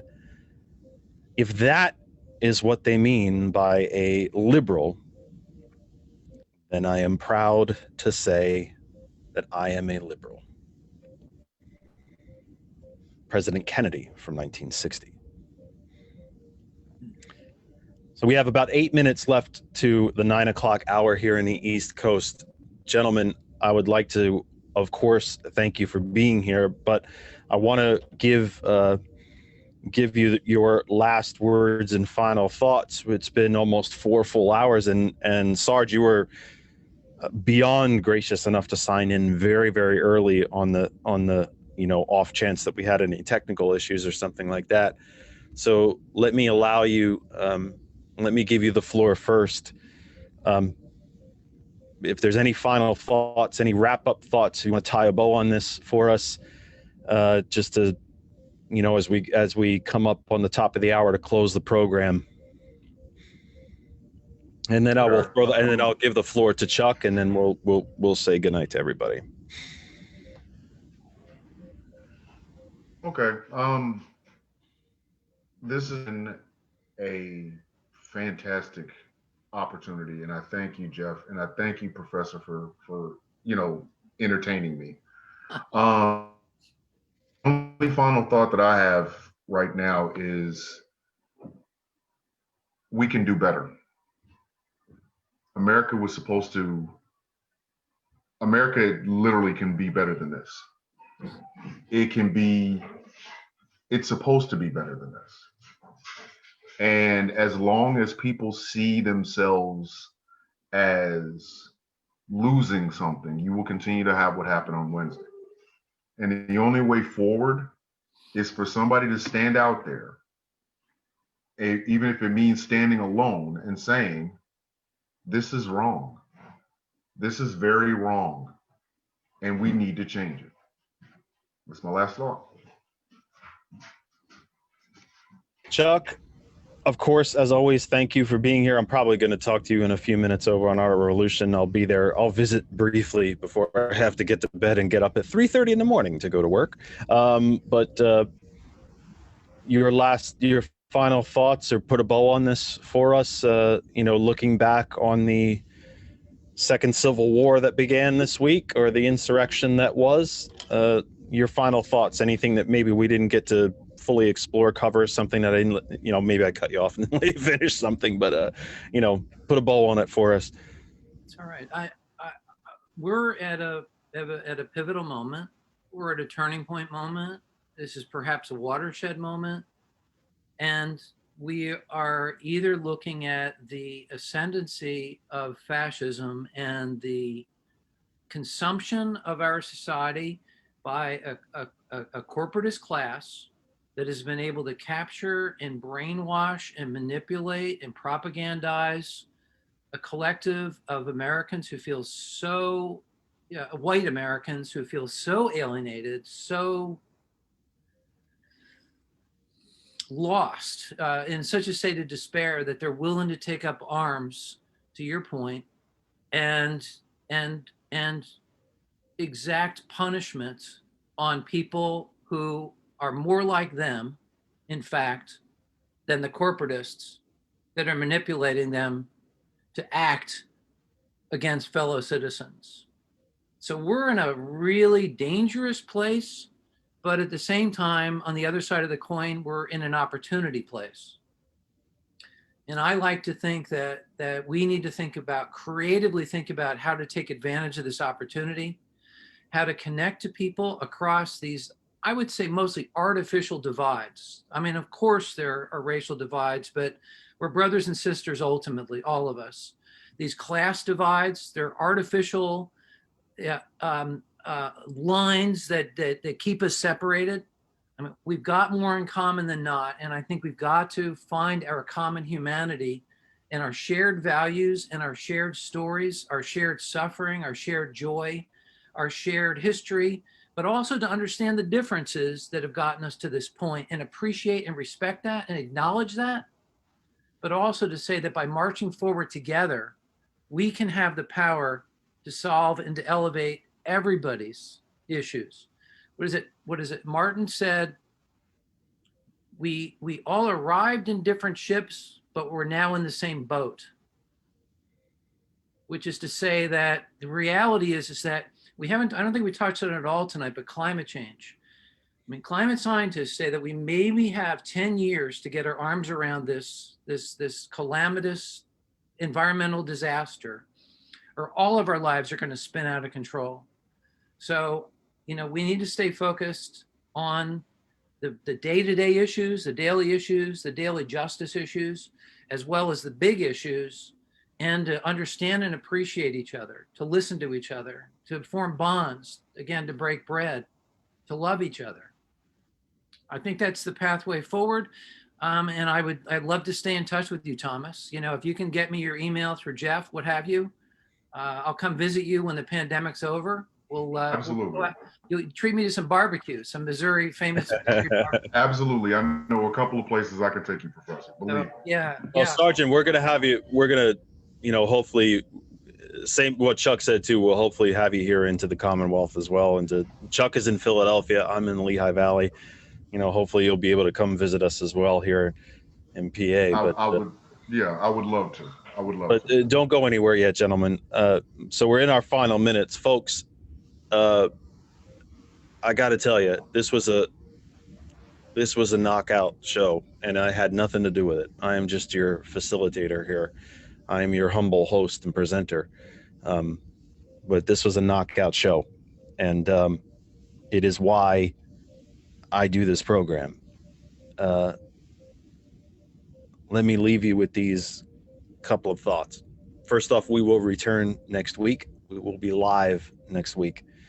To Sergeant Thomas McCormick, I say the following: it is my honor to meet you, sir, and I'm thrilled that you came on tonight. I am beyond grateful. I mean, words are sometimes words are small. I hope my words mean something to you. I'm beyond grateful that you were here today, and especially to be here for as long as you were on a Sunday evening. I just don't have enough thanks for you. Please accept my deep and sincere thanks for you being here and sharing everything that you shared with us. I do have a bit of bad news for you. You are in the family now. So we are. It could be worse. Trust me. While we were talking tonight, I topped 50,000 TikTok followers. Well, there you go. So the family is large. Well, we will be calling on you again. There is I don't know if my technical producer George knows how to take this video and send it to you for that you can use it to TikTok. I don't know how TikTok works. I did that, but this video is yours. You do with it as you will. But thank you. You're part of the family now. I tell every single guest that comes our way, this door now is open to you. Let this not be the only time you come and see us. You are Absolutely not. You are part of the Kennedy Effect family now, and please, you know, I do not know if you have an active. Chuck would probably know better. I do not know if you have I almost said branch. That's not what I meant. A chapter, I guess you'd say, an active Our Revolution, group in Missouri or in the Kansas City area. I highly recommend that you find them. They could use you. And I hope you do. And the door to Our Revolution Pennsylvania is open to you as well. Simply because you're not in Pennsylvania doesn't mean that we couldn't use a man of your extraordinary character and experience. So you are part of the family here at the Kennedy Effect. We will be calling on you again. I hate to inform you, but we're going to be calling on you again. I'm perfectly okay with that. Thank you very much, Jeff. You and the professor really made my night. Truly. Well, you made our night, and trust me, we're gonna find you again. And Chuck, I love you, my friend, and I'll be talking to you probably in a few minutes anyway over on the other side. And just thank you for being here and for all the time that you spare for me. I'm eternally grateful. That it's all in the good cause. We're moving together. It's justice for all. Justice for all. To me, it's got to be. It's got to connect us. It's got to elevate. It's got to connect. It's got to bring us all together. So thanks again, Jeff, and thanks again, Tom. Just really appreciate it. You take care. Be well. You too, brother. Yep. You got it. Folks, that's it for us for this week. And let me just leave you with these final thoughts. This pandemic is real. It is not going anywhere.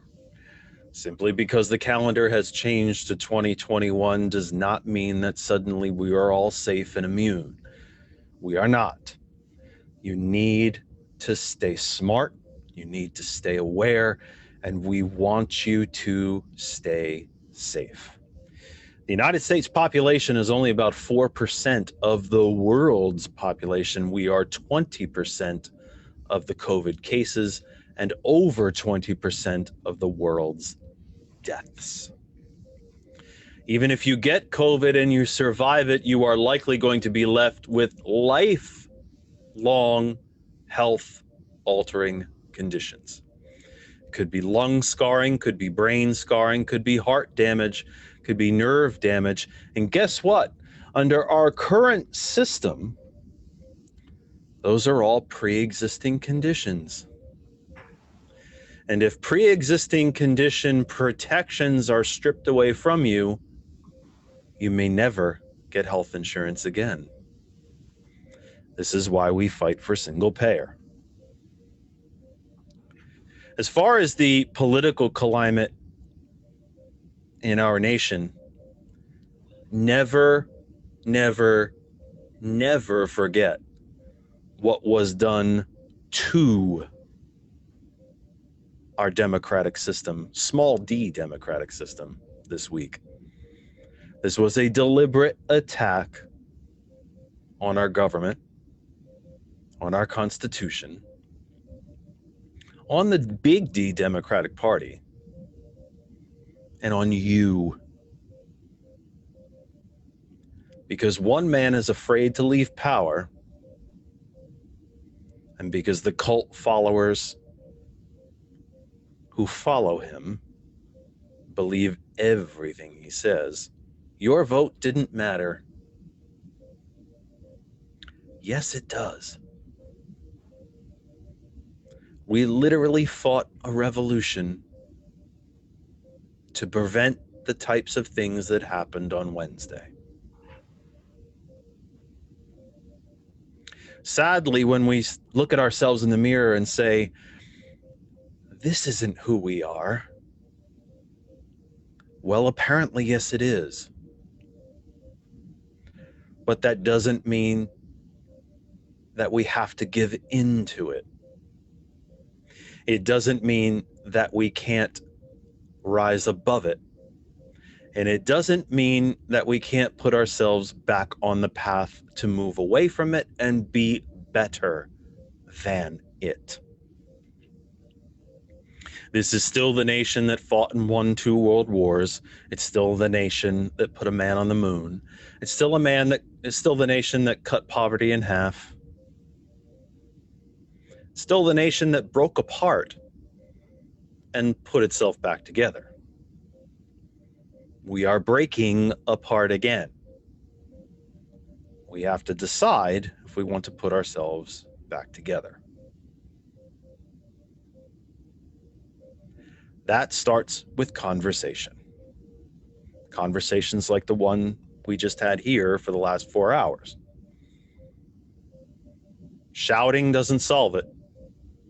Storming the Capitol doesn't solve it. Screaming at each other doesn't solve it. Shooting at each other doesn't solve it. Replacing the American flag with trinkets and propaganda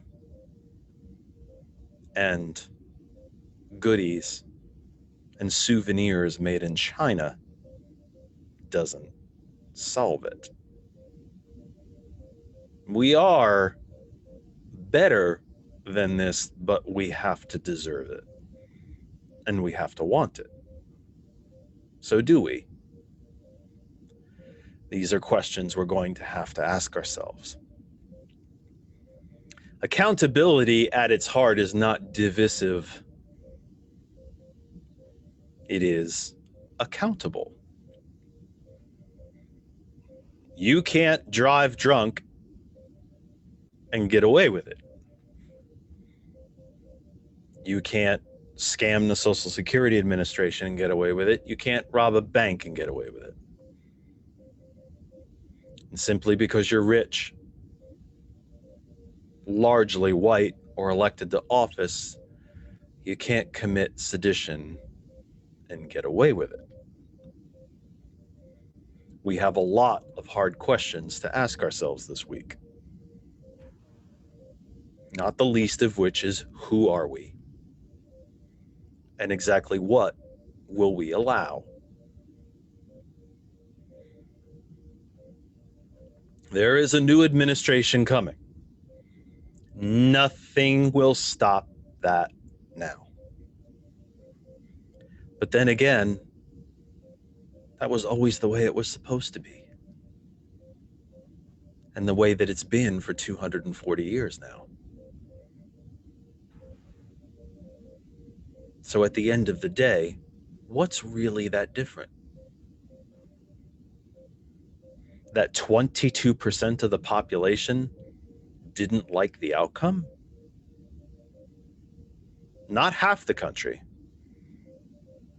The 70-something% that voted for Mr. Trump don't represent half the country. It's about 22% of the population. Last I checked, majority rules in a democracy.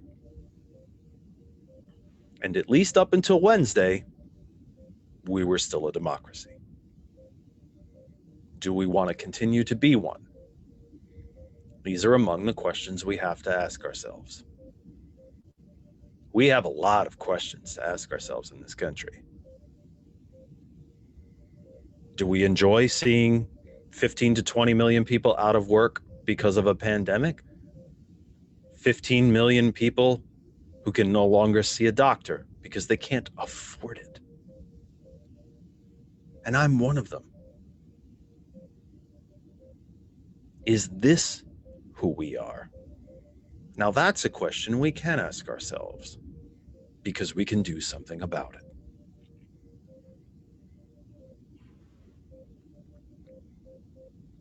We have a lot of questions to ask ourselves in the coming days and the coming months.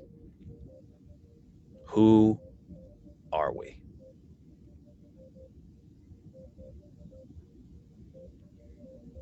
Here in Pennsylvania, are we the kind of people where a Republican majority can refuse to sit a re-elected incumbent Democratic senator because they just feel like it? Are we a population who can refuse Medicaid to someone who works 40 hours a week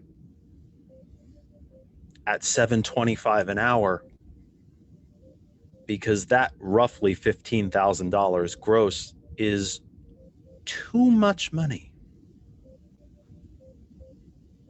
Who are we?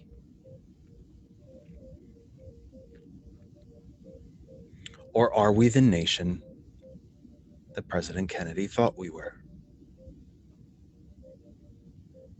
We choose to go to the moon and do the other things, not because they are easy, but because they are hard. Will we continue to do the hard things? Will we ask the hard questions, face the hard problems, and solve them? Or will we go back into all of our each individual little corners and hide and blame the other and watch everything else around us crumble? We have a lot of questions to ask ourselves. Let's seek the answers together.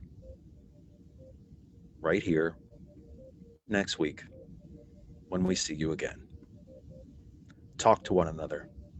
Don't yell. Have conversations, not arguments. Check on your fellow citizens and residents. If you have seniors who live next to you where there's still a pandemic going on, go next door, knock on the door, wear a mask, step back a few feet and check on them. That's who we are. Take care of each other. Please take care of yourselves and each other.